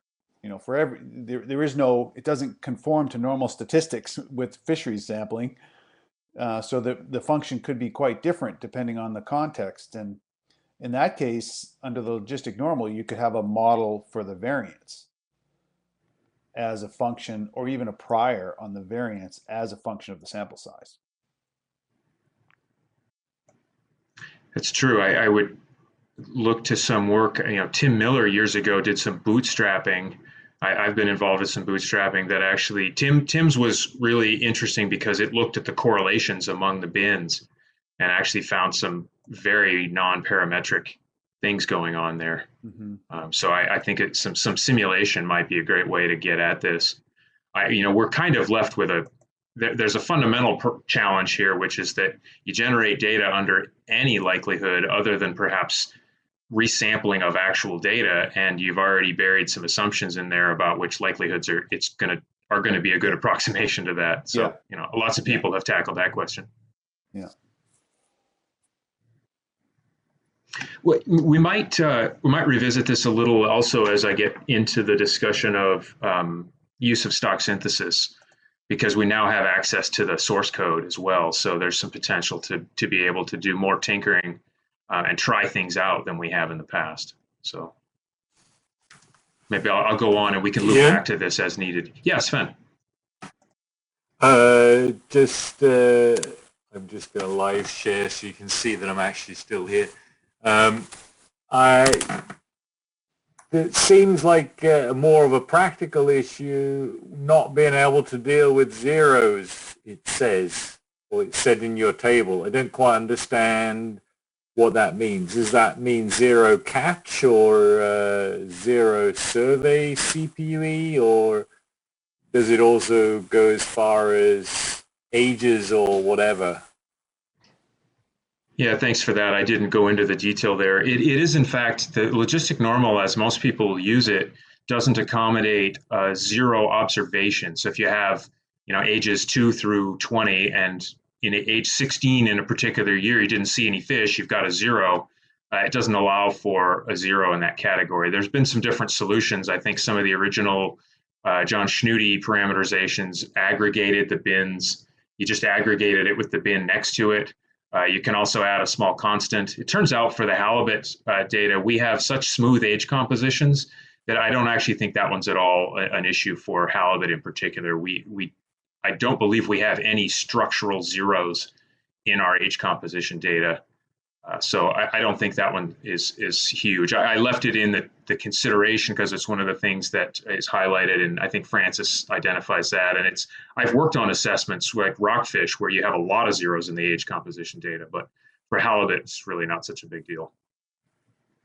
Well, but it would also apply to length bins, right? Potentially there is some issues there, right? It would. We're not currently using length data in the halibut assessment. We're using weighted age and ages. But yeah, if we wanted to, for example, if we wanted to build an explicit growth model, growth component into the halibut model, then that would definitely be an issue.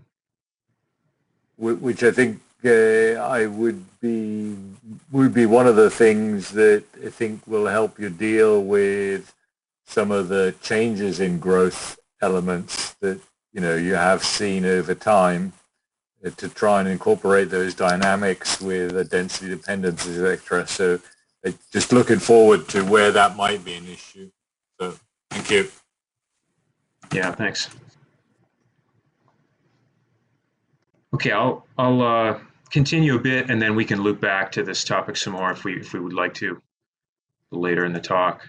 The next request was from the SRB last fall, to following up actually from the external review, which was that prior to the 2019 stock assessment, I was not updating the data weighting on update assessments. So I wasn't retuning the sample size. And the external review suggested, well, why don't you keep the data weighting, make sure that gets updated in between on every assessment, and start tracking it so that we can see how it's changing and whether there's any trends, whether there's anything we need to keep an eye on in there. So because the 2019 assessment represented some pretty big changes in the data streams, I did sort of a preliminary retrospective analysis across the few years before that. And that indicated that, yeah, we probably should be updating the data weighting on an annual basis. So I did that again for 2020 for last year's stock assessment. And now it's not a preliminary retrospective. We can just see how the data weighting changes. And so this is one big table in the document, but here I've broken it into two pieces just so that it's legible on the screen. But what it shows you is the effective sample size that was used in the 2019 assessment. So this is post-tuning, and the effective sample size that was used in the 2020 stock assessment, again, post-tuning. And then the change, just so it's really easy to see where the breaks were. And it's divided up among the different data components and also among the 4 stock assessment models. So these are the 2 coast-wide models, which have fewer data components because things are aggregated to the coast-wide level.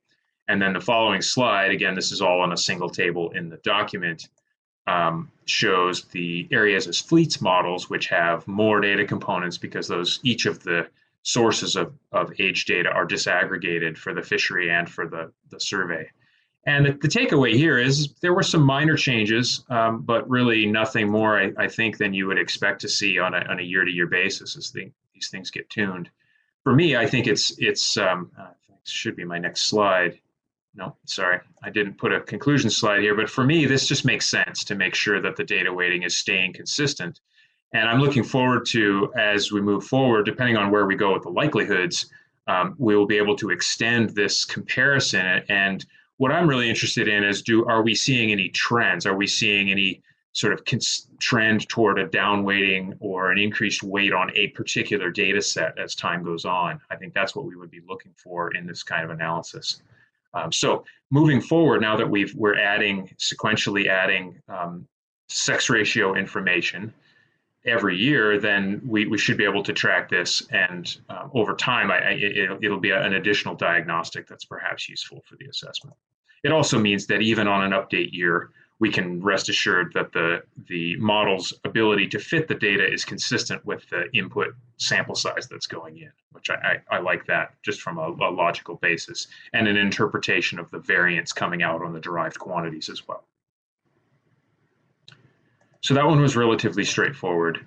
The next SRB request was with regard to the assessment platform, and basically just to continue to evaluate what is a good fit for the IPHC. What do we need, and what are we getting out of stock synthesis? So, as a brief review, when I started at the commission, we had a standalone halibut model that was programmed in 80 Model Builder, which you'd think might have been great in terms of having lots of features that were specific to halibut, but in fact, it lacked many features which were what I would consider standard practice in stock assessment at the time.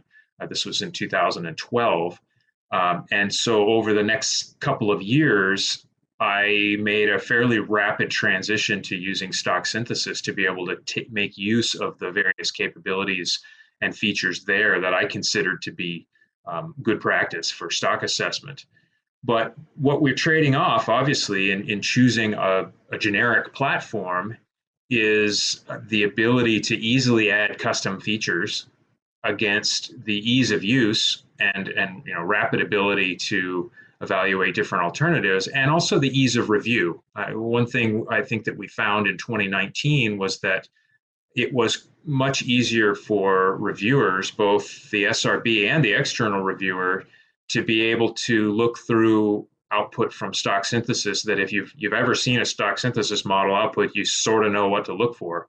And it's all laid out the same. And with R for SS being widely available, I can actually provide a whole directory full of diagnostics that many reviewers are familiar with, having seen them in other stock assessments. Importantly, in 2020, in leading officially now in 2021, the source code for stock synthesis is now finally available after decades of being sort of semi-available. It's now on a GitHub site, and I think I've even linked it in the document. That's great, although it's also thousands to tens of thousands of lines long between all the various functions. And so it's not terribly friendly to get in and just start editing, especially because it's got so many features. Alan and I have both done a modest amount of looking around in the synthesis code and historically making some adjustments to build custom features, at least on a testing basis. But it's a big piece of code to actually work with. I think rather than sort of debating further the merits of synthesis or not, I want to jump right into what I think is the real discussion. And it's something that you all highlighted in some of your preliminary questions, which is this trade-off between the assessment needs, the MSE needs, and the Commission's pending selection of a management procedure. I see the development of the assessment as tied directly to specific management needs. Essentially, I need to make sure that I'm building models that are focused on the question that the Commission is asking right now. And we have had successfully so far a pretty good interplay between assessment development in terms of exploring various hypotheses, doing sensitivity tests on things like maturity, feeding back and forth with the development of the operating models for the MSE, as both of which can provide a way to explore hypotheses. But now we're starting to enter the phase where the Commission's choice of a management procedure is potentially going to be very relevant to how we plan to develop the stock assessment. And the examples I provide here in this slide are whether or not the management procedure is going to require an annual stock assessment or a multi-year stock assessment, multi-year meaning every second or every third year stock assessment.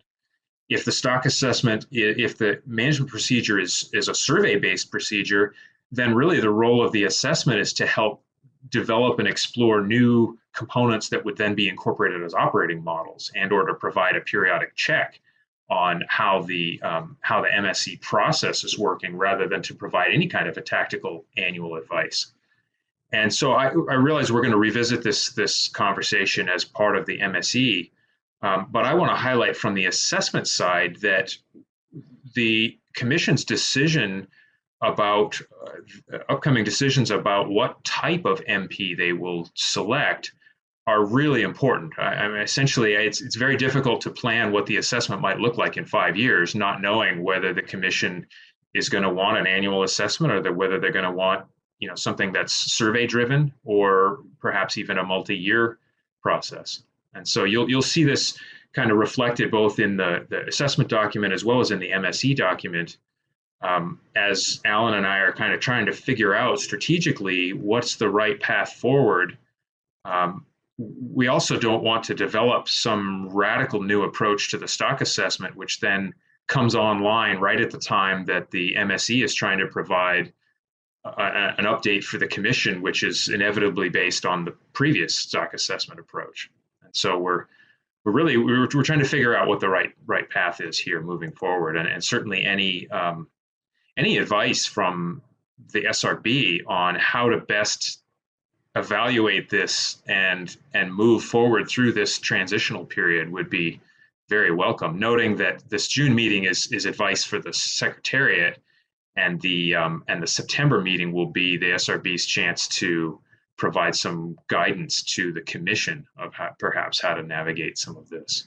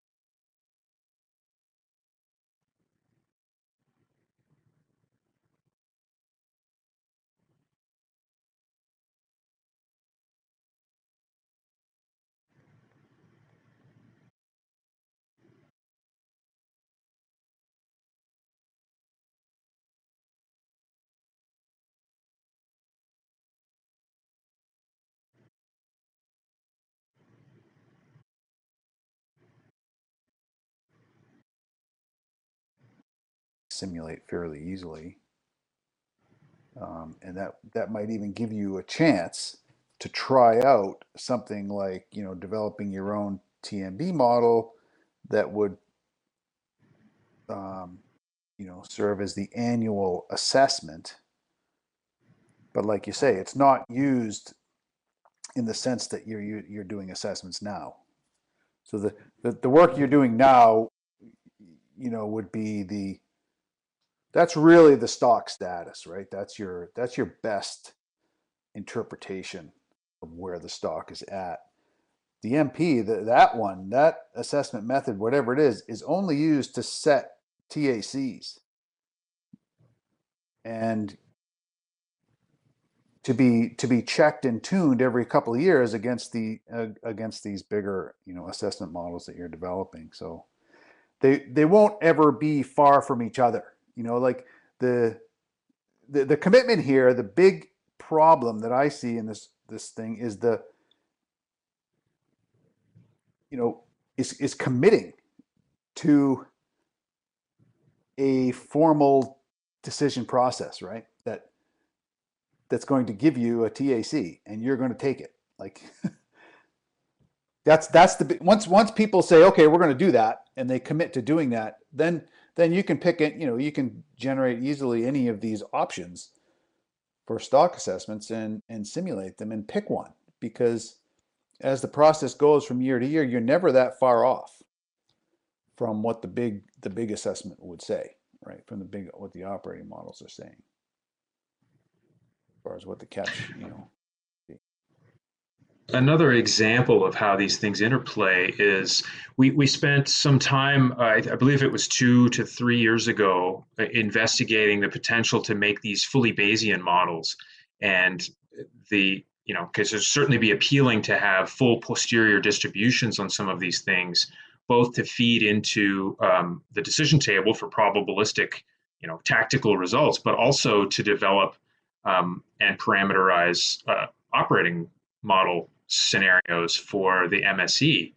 And what we realized is that a fully Bayesian approach to the halibut assessment really just isn't feasible given the compressed schedule that we have to do the annual assessment in each year. But if, for example, the commission were to go to a 2 or a 3-year cycle, well, now all of a sudden we have plenty of time to spin up and really dial in a Bayesian model. And so it really opens the door, it's a chicken or the egg problem. It really opens the door for different development avenues, depending on what kind of a time frame and what kind of needs the commission's looking for. So I realize we're going to revisit a lot of this discussion probably under the research plan and the MSc topics, but it's certainly probably one of the most important aspects of current assessment model development. Yeah. Yes, Sven.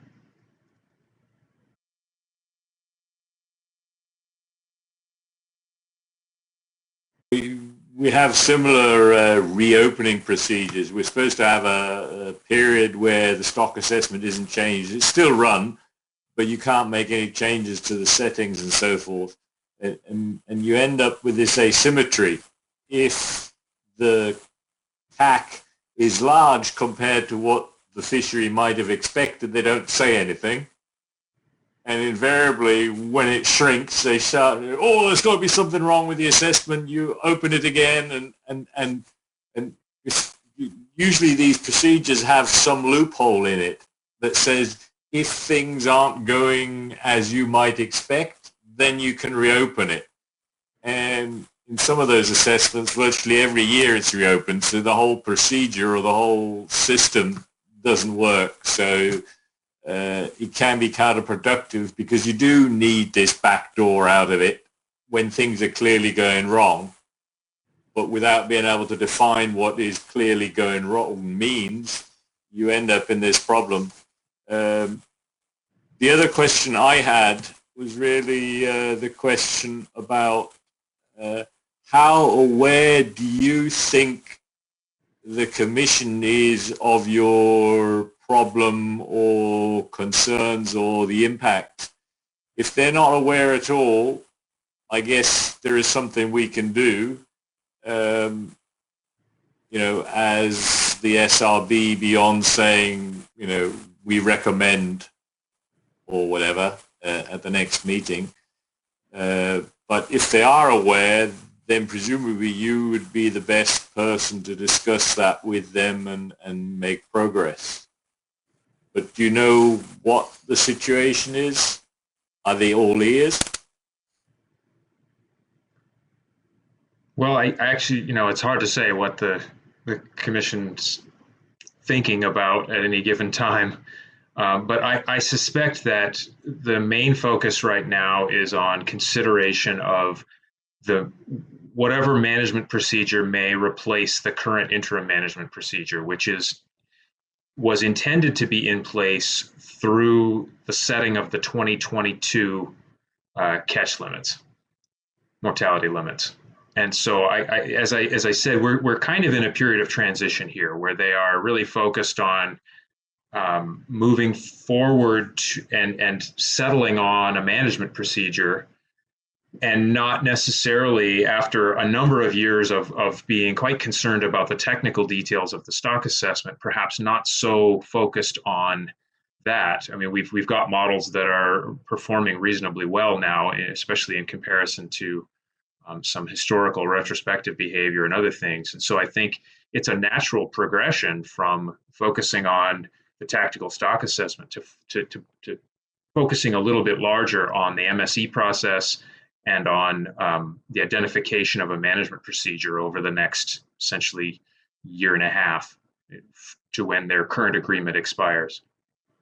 Not presupposing that they necessarily change that, but just noting that that is the deadline that's been specified. When the current interim management procedure was adopted, it was intended to apply for a 4-year period, and that 4-year period will provide mortality limits at the beginning of 2022, but not the beginning of 2023.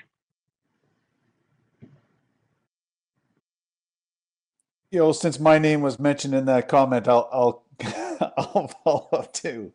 That a lot of that has to do with the exceptional circumstances that were raised in the external review of the MSC and that we commented on.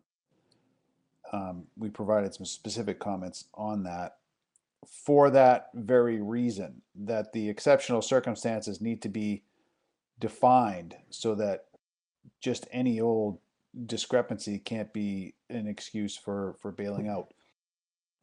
And that, to do it right, it's going to take some work. Like you'll have to do some simulations and show, yeah, this procedure can vary, the catch limit by however many percent sometimes, and that's part of the tuning. But yeah, you that's almost something that that's how they go wrong. That's how they don't get adopted. But it's something that's under your control. A lot of it is under your control, I think, if you communicate this stuff ahead of time, and also show at the beginning. One of the things that we always present is, what is the expected production of a stock? Like how much is there to catch based on the operating models? And then your procedure shouldn't be far off of that, depending on where you are. If your stock is really large, it should be on the larger side, and small should be on the smaller side. So, you should never have a management procedure and assessment in there that comes up with an assessment that's wildly different from your operating models. That means you didn't tune it, right? You didn't tune it to actually perform under those operating models. I think that was one of the misconceptions early on in the debate between model-based management procedures and survey-based ones. Is people thought that the assessments had to be, these robust statistical estimators, when they don't. They don't at all, right? They just need to provide reasonable catch limits in between being tuned against the operating model. Can't do anything crazy between that the operating model wouldn't have done.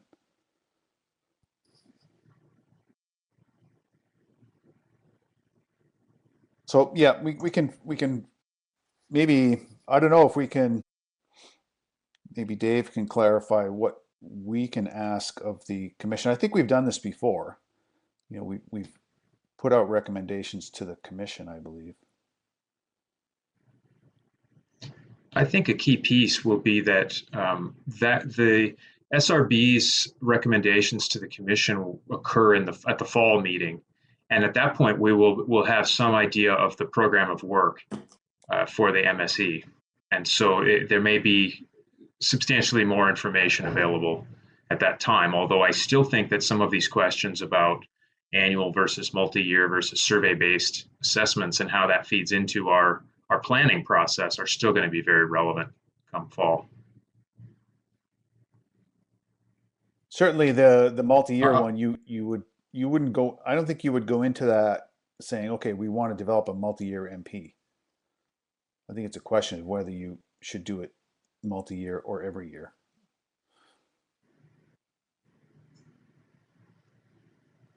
Saying, yeah, I guess I'll leave that to Alan. I mean, there has been the external review we had of the commission process did recommend that we consider multi-year quota setting to try to reduce the variability in the process itself.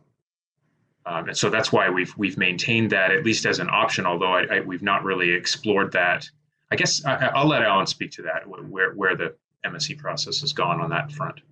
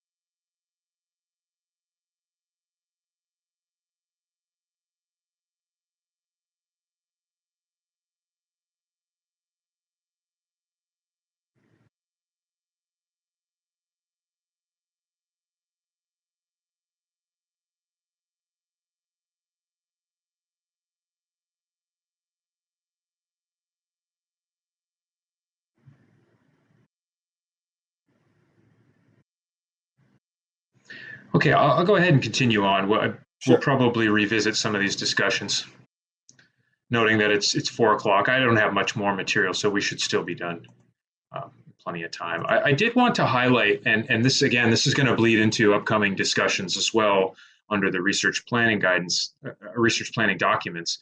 But I did want to highlight that for the first time, I think we've tried to really highlight, following the recommendations from the SRB, trying to really highlight how assessment priorities have been identified, what they are, and how they are integrated across the various pieces. So rather than just have the research document or just have the 5-year larger document, we've also tried to pull in, both in the assessment and in the MSE document, some specific discussion of these priorities.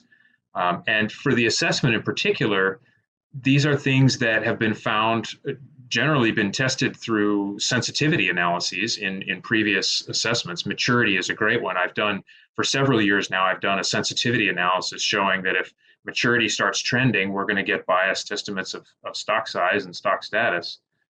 So trying to identify deliverables where possible, and also trying to really link them directly to how they will affect the stock assessment, not just general terms of, we need this kind of research because it's important, but actually linking it right, just describing how it would be linked to and used in the assessment. And I'll note that we've at present, we've allowed this to be somewhat separate between the assessment and the MSE, noting that many of them overlap. And this is because these are kind of parallel and linked avenues for exploring hypotheses. At this point, we have some operating models in the MSE, and we also have an assessment which is serving in some regard as a development zone for some of the things that may end up in the operating models, and of course vice versa.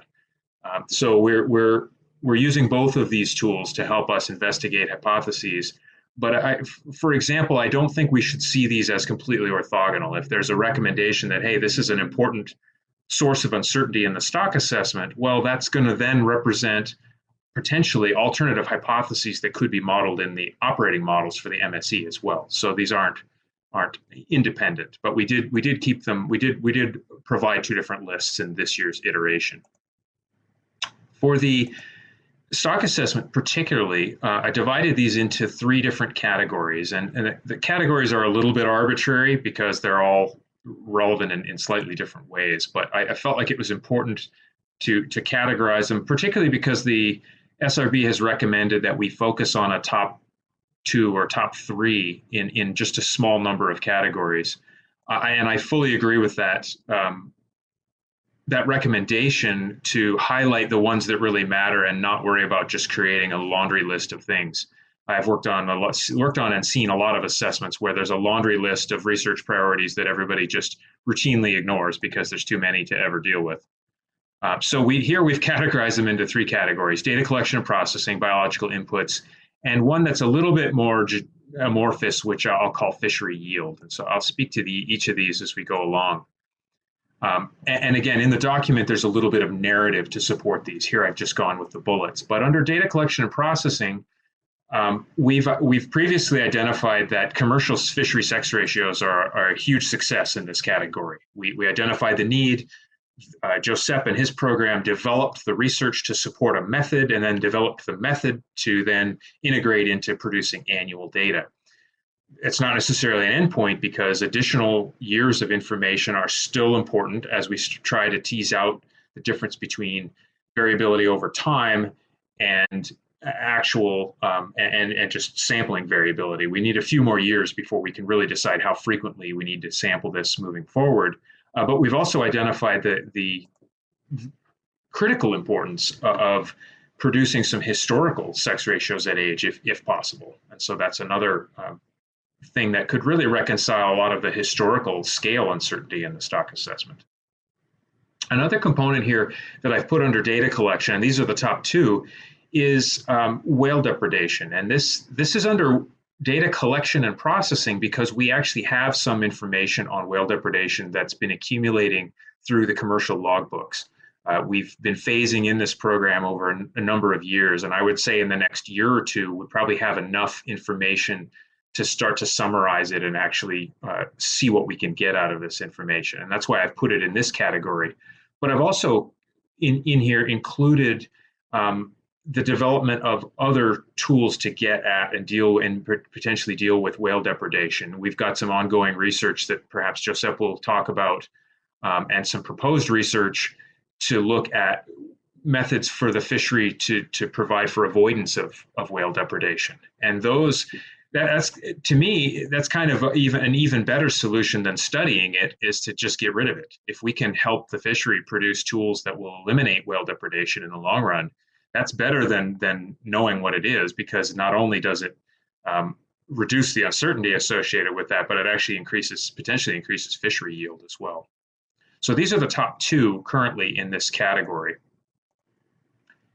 For biological inputs, these have all been around for a while. Maturity, skip spawning, and fecundity are all related and part of the overall approach to reproductive physiology that Josep's undertaken. And these all, in the stock assessment, all three of these processes, if they're trending over time, have exactly the same effect. The effective spawning output trends over time, and we can't identify it and we don't know about it in the stock assessment. That creates bias, both in our estimates of stock status compared to our reference points, as well as in just the estimates of the amount of reproductive power that's in the water at any given time. The second one is a very specific question with regard to IPHC regulatory area 4B. So previous genetic analyses have identified this one little corner out in the Aleutians that looks a little bit different than the rest of the stock. It only represents a few percent of the overall stock. And so in terms of our coastwide perspective on stock status, it's really not a very important question. But if it turns out that this is a relatively reproductively isolated area, then the local management there would be very important. And specifically, the solution would be to partition off that little corner and assess it separately, because the local dynamics, if they're not being fed from the larger stock, we need to think about management at a much smaller scale. And so that's actually a very actionable piece of research. If we find that it's demographically isolated, then I can immediately essentially cut the assessment into a big piece and a little piece and assess 4B on its own. The third one is a little bit more generic in terms of just understanding more broadly the linkages across different broad zones. I mean, this goes all the way back to our use of biological regions and trying to understand at what level each of those regions is connected, both the larval distribution, the movement of juveniles, and the movement of adults. And this is a multi-pronged thing. And I think this is more of a structuring variable. So the specific deliverable isn't necessarily a parameter in the stock assessment.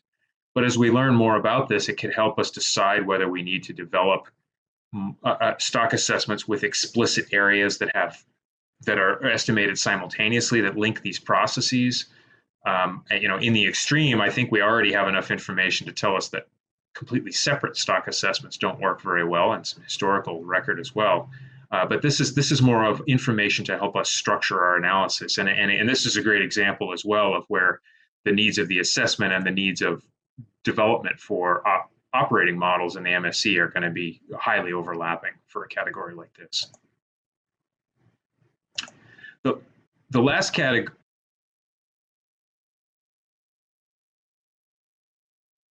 Sure. Yes, please. Thanks, Kim.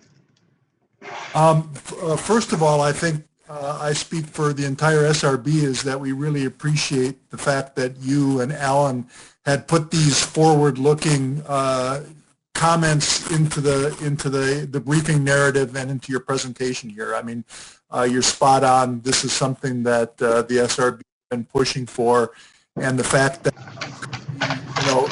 really helping lead the commission into the next 5-year program, I think, is really good. I think what we were looking for in the SRB018-10 document was a little bit more introspective information, and perhaps referencing this document and Alan's document to provide that retrospective thinking. So I think this is just really great. Just a couple of comments here on, you mentioned for the biological input, maturity, skip spawning, fecundity, you mentioned in the report that these composite areas, and this is a quote, these composite areas are a direct scalar to annual reproductive output. And I would say yes and no. Yes, insofar as that fecundity, in terms of number of eggs, scales with mass, but size also scales with female body size, and thus that's an indirect effect, right? The smaller the female, the smaller the egg size, which means probably lower survivorship. So it's not directly a scalar. I think that should be considered moving forward. It's not just a simple scalar.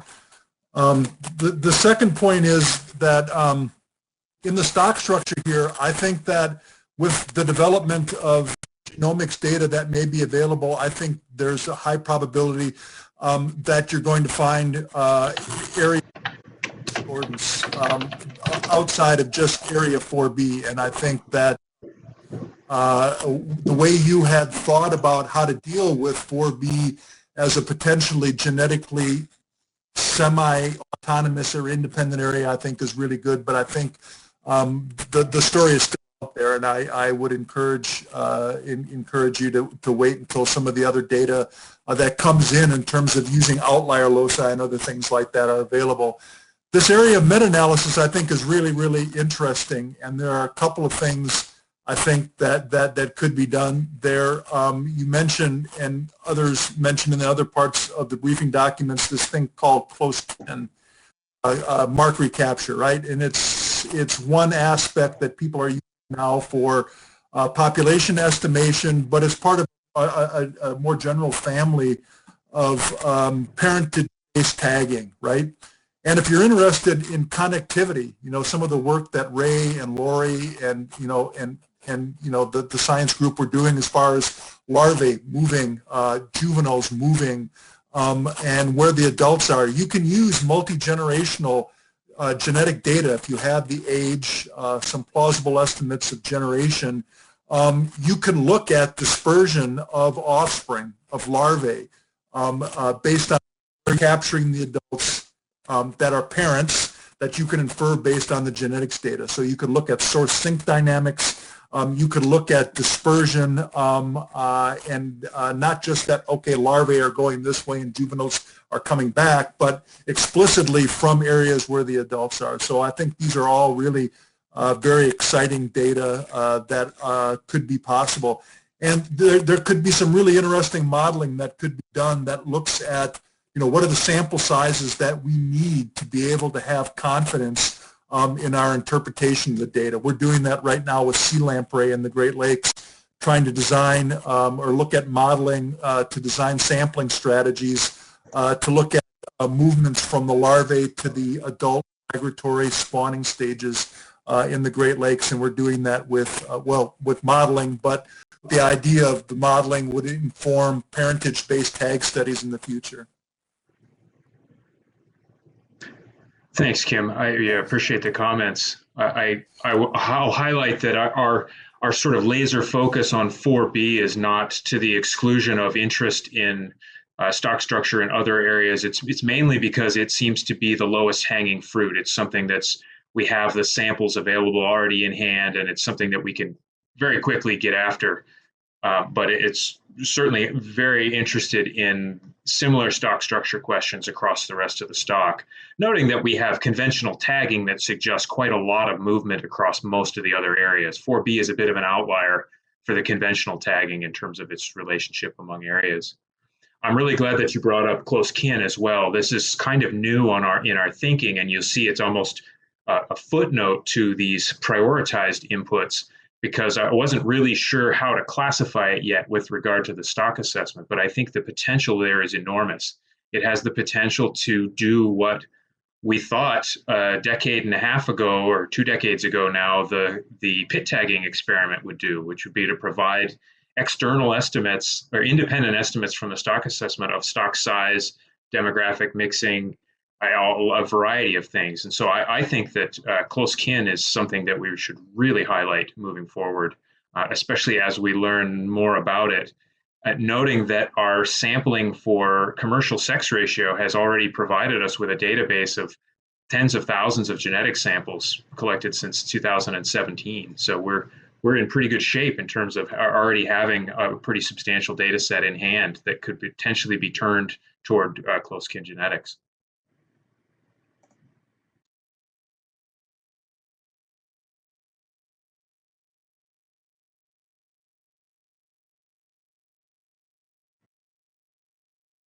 Master's student who just graduated out of my lab is leading that effort as a PhD student working with Dan Rosante at Dalhousie University. So the people in the Atlantic are already using it.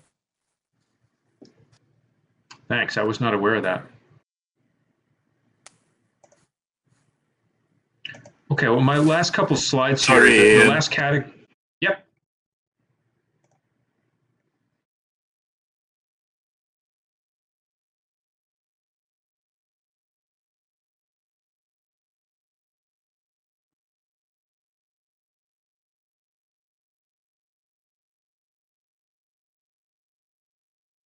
You say maturity, skip spawning, and fecundity are important scalars as they change over time. I don't disagree. They're nuisance scalars if you just change the value, because obviously it changes everything else and it's constant over time. But how does the sampling that you do, presumably if you were looking at fecundity or maturity or even skip spawning, the only way that can change in your assessment if it's closely linked to length, right? Because you have length frequency for the history, and that may potentially offer you need some covariate that have changed over time that you can use to actually get a marked difference in the assessment. So how do you see incorporating, a new value of maturity, a single new value that you use from now on, or fecundity or skip spawning in the assessment? I really don't see how it impacts management. Thanks for the question, Sven. I would actually see this as collecting new data moving forward. You're right. In terms of global scaling, if I just adjust the maturity schedule a little bit, everything scales out. And it all comes out in the wash. But if we were to think about having a monitoring program that kept track of these things moving forward, where we actually had annual estimates of maturity and or skip spawning and or fecundity that were being produced each year, I can allow these processes to vary over time in the assessment, and that will have an effect on the trend, both in the spawning biomass and in relation to our reference points. So that's how I'm imagining they would feed in, would be that ultimately when these things are fully mature, we have a monitoring program that provides annual estimates, and we may not be able to recreate what is. Yeah, how would you then deal with the data with the years where you don't have that data? I think it would depend on what kind of temporal variability we saw, and like you said, whether or not there were covariates that might help us better understand historical trends.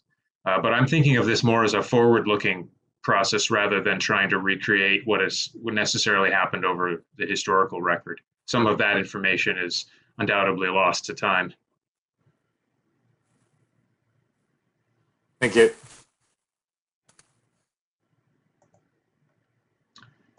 So the last category here, I'm calling fishery yield. And this is places where we are doing research to better understand things like discard mortality, where right now this is a source of uncertainty that's really not captured well in the stock assessment. So we have a particular fleet, it discards some number of fish, perhaps the recreational fleet discards some fish. Some of those fish die. We have a best estimate of what we think is the fraction of those fish that die, but we could potentially have some bias in the scale of our mortality estimates if we're wrong. And if those things change over time, that's also going to change more than just the scale of the assessment, but it's going to potentially create bias if the source of mortality is large enough. And so there's two components here. One is better understanding those. So a better estimate will necessarily reduce the potential for bias. But then also we have another low-hanging fruit here, which is that if we can just reduce discard mortality, perhaps by things like providing guidelines to particular fisheries about how to do that, that has potentially a direct benefit in terms of increasing the retained yield that's available to the fishery. So these don't necessarily have to be categorized under the stock assessment, but I've left them here because they are so directly related to yield, and also because discard mortality is a source of uncertainty that's really not captured in any way through our analyses. I have occasionally done sensitivities to what if the discard mortality was higher or lower than what we currently assume, but it's not something that's integrated into the decision table on an annual basis. I think that, yeah, my last slide here, or my second to last slide, is just a sort of a recap. We had some unique challenges in 2020. We had the reduced FIS design, and we also had a number of fisheries that came in well below their mortality limits in 2020. And so essentially at the end of the year, the stock got a little bit of a break. The level of fishing intensity was lower than we anticipated because many fisheries left some fish in the water in 2020. This does not appear to be the case in 2021. We expect that most fisheries are going to catch their full mortality limits this year. Things are opening back up, but we also anticipate having full FIS coverage. And I wanted to take just a second here to call back to the question that Anne-Marie raised at the beginning about the blob years and how that might affect the stock. So the warm blob in the Gulf of Alaska occurred from 2014 through 2016. It sort of started at the surface and drifted sequentially deeper onto the shelf waters over that 3-year time period. And for some species like Pacific cod, we saw a mortality event that we think was associated with an increase in bioenergetics coupled with a decrease in prey availability, ending up with apparently a mass mortality event for Pacific cod in the Gulf of Alaska. On the flip side, we saw staggeringly good recruitment for sablefish across the Gulf of Alaska, and I think even down through BC and onto the West Coast during those same warm years. And so the big question has been, is halibut more like cod or more like sablefish? And everybody wants to know, and have been asking me for several years. But the challenge is that we have, over the period from 2018 to 2020, we've been watching the 2011 and 12 year classes work their way into the stock. So we start to see them in the survey when they're about 5, but we really don't have a good read on the year class strength until they're 8 or 9 years old. And so we've been watching these 2011 and 12 year classes move in, and we have several more years to wait until we've really seen the 2014 to 2016 year classes move in. We haven't seen in our survey information any signs of adult mortality associated with those warm years, perhaps the way they saw in cod. But in terms of recruitment, this year, 2021, will be the first year when we would expect to see any appreciable showing of the 2014 year class.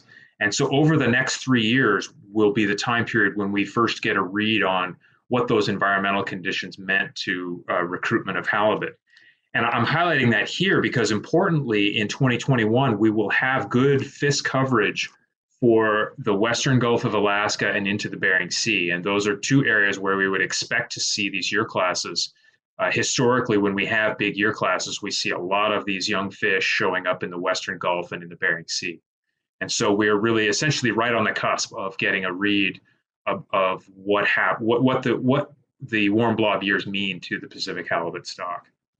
So I hope that gets back at that question a little bit. The last slide is just the standard noting that the paper and the update that we've provided you, and I'm assuming that you will want to request an update on the model in September, as I always produce, given any new information or any new developments that we've got. And then just a reminder that this is your opportunity to make any requests of the Secretariat with regard to assessment priorities in prep for that September meeting. Again, noting that you'll have opportunity to comment on the assessment for the benefit of the Commission, at that September meeting and moving into our interim and annual meetings. And with that, I'm happy to loop back to anything, take questions, or go from there, or turn it back to you.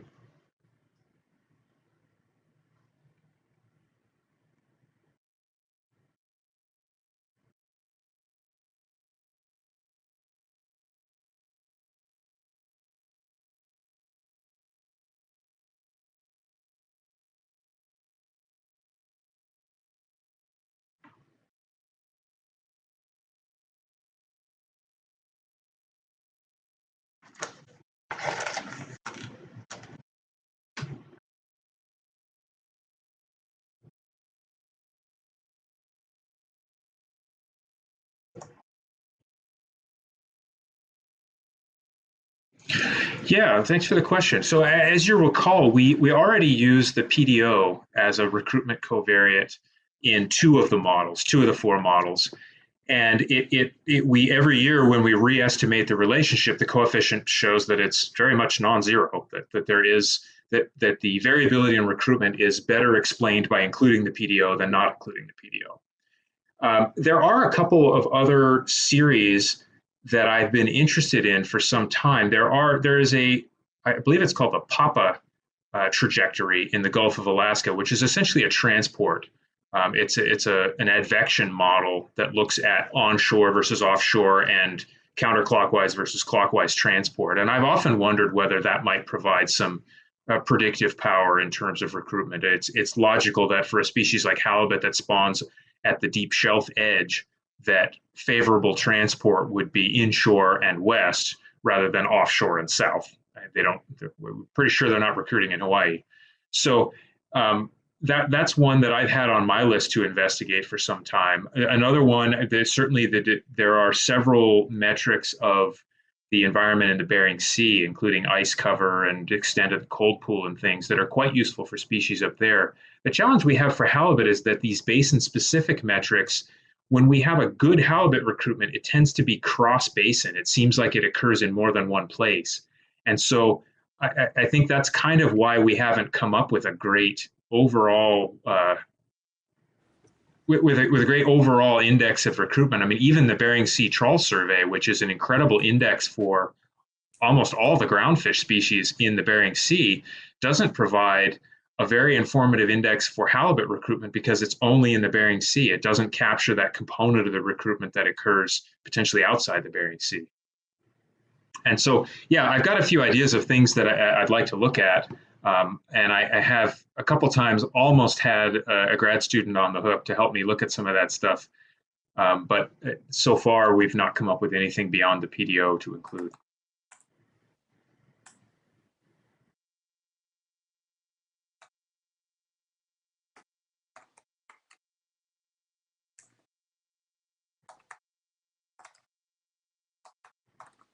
I think so. And recruitment covariates often don't have a huge effect within the stock assessment, but certainly in terms of projecting the potential effects of climate change and other things, they can be really informative. And I think that's where that field is kind of going, which is less about the tactical result on the assessment and more about the strategic input and understanding where these processes might be headed.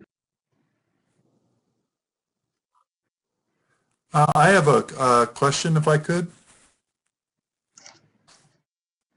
Yeah, go ahead. This maybe goes back and more directed towards Ray, but it just kind of jogged my mind, given the emphasis that you placed in more of a forward look of the importance of biological inputs, right?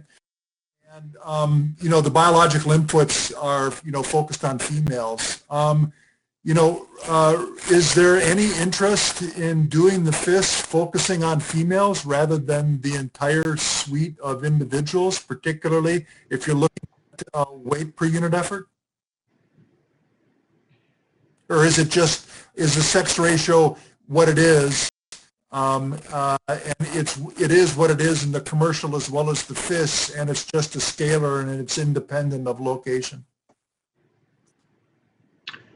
Two good questions. I'll take the second one first, which is that no, the sex ratios are really complicated. They vary over time and space in probably meaningful but very difficult to decipher ways.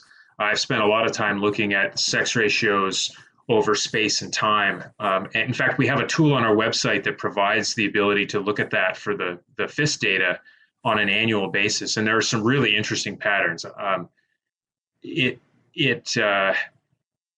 They are complex enough that I think that we do need to continue to collect pretty comprehensive data. I don't think we can make any simple assumptions to deal with males with, and focus just on females.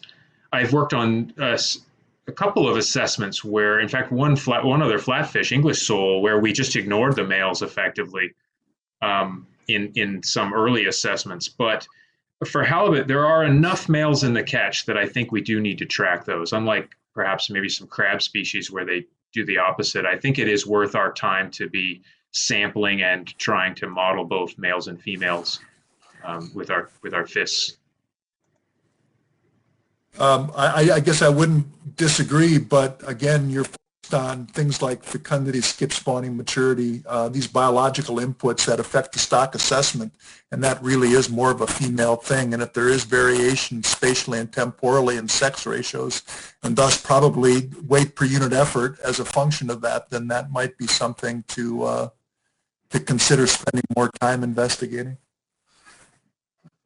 Yeah, we do, of course, have sex-specific age compositions associated with the FIS. And so when I in the stock assessment model, I'm using the numbers at age, which then get the proportions of males and females do get included in the assessment. So that level of detail is imparted to the stock assessment analysis. But you're right, it's definitely an important component. Thank you.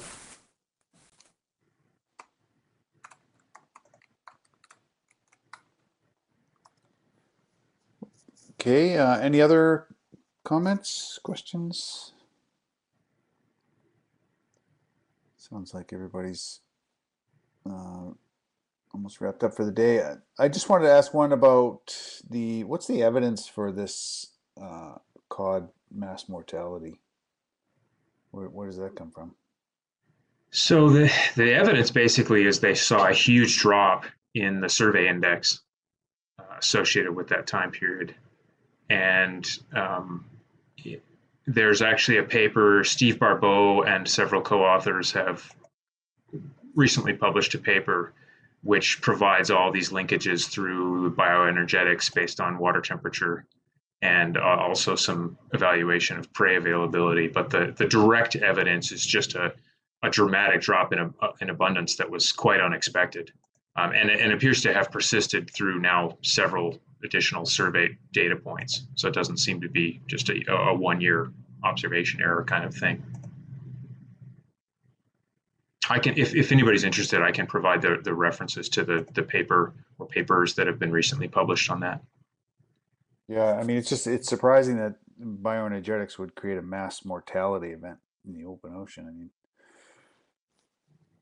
cod on the East Coast have shown elevated mortality at times, but some of that, the explanations there were, I don't know what they call it, super tight schooling and basically lack of oxygen, oxygen depletion from very tight schooling.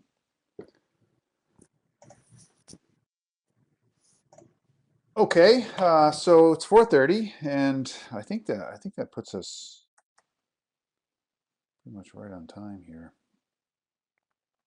Yeah, for our SRB drafting sessions, Sven is probably dying to get to bed.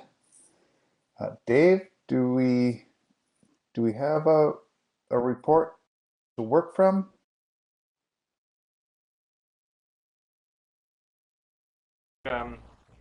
It'll be with you in a couple of minutes. So how would you like to proceed? Do you want to take that away, or do you want to spend half an hour in a side meeting room walking through it with everybody? What do you mean, everybody? The SRB, you mean? The SRB, yes. Yeah. I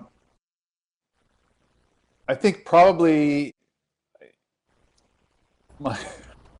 My apologies to Sven, but I think maybe spending 15 minutes quickly going over it and deciding on an SRB work plan here for overnight, since Sven will have.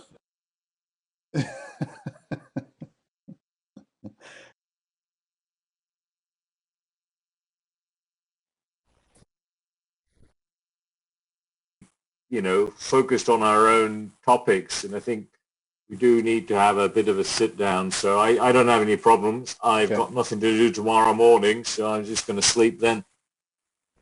Well, then you can draft all of our ideas in the morning before the meeting.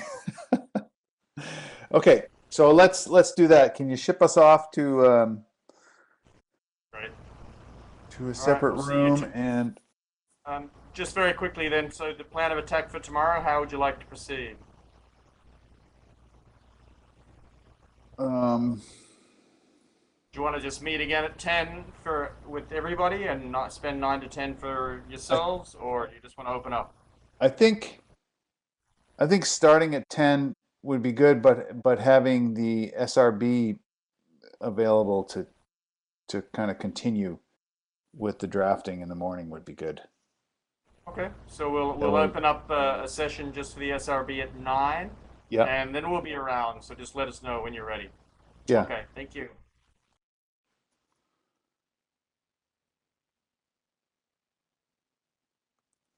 And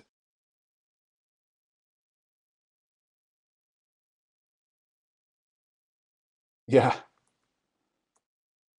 she's speaking from experience.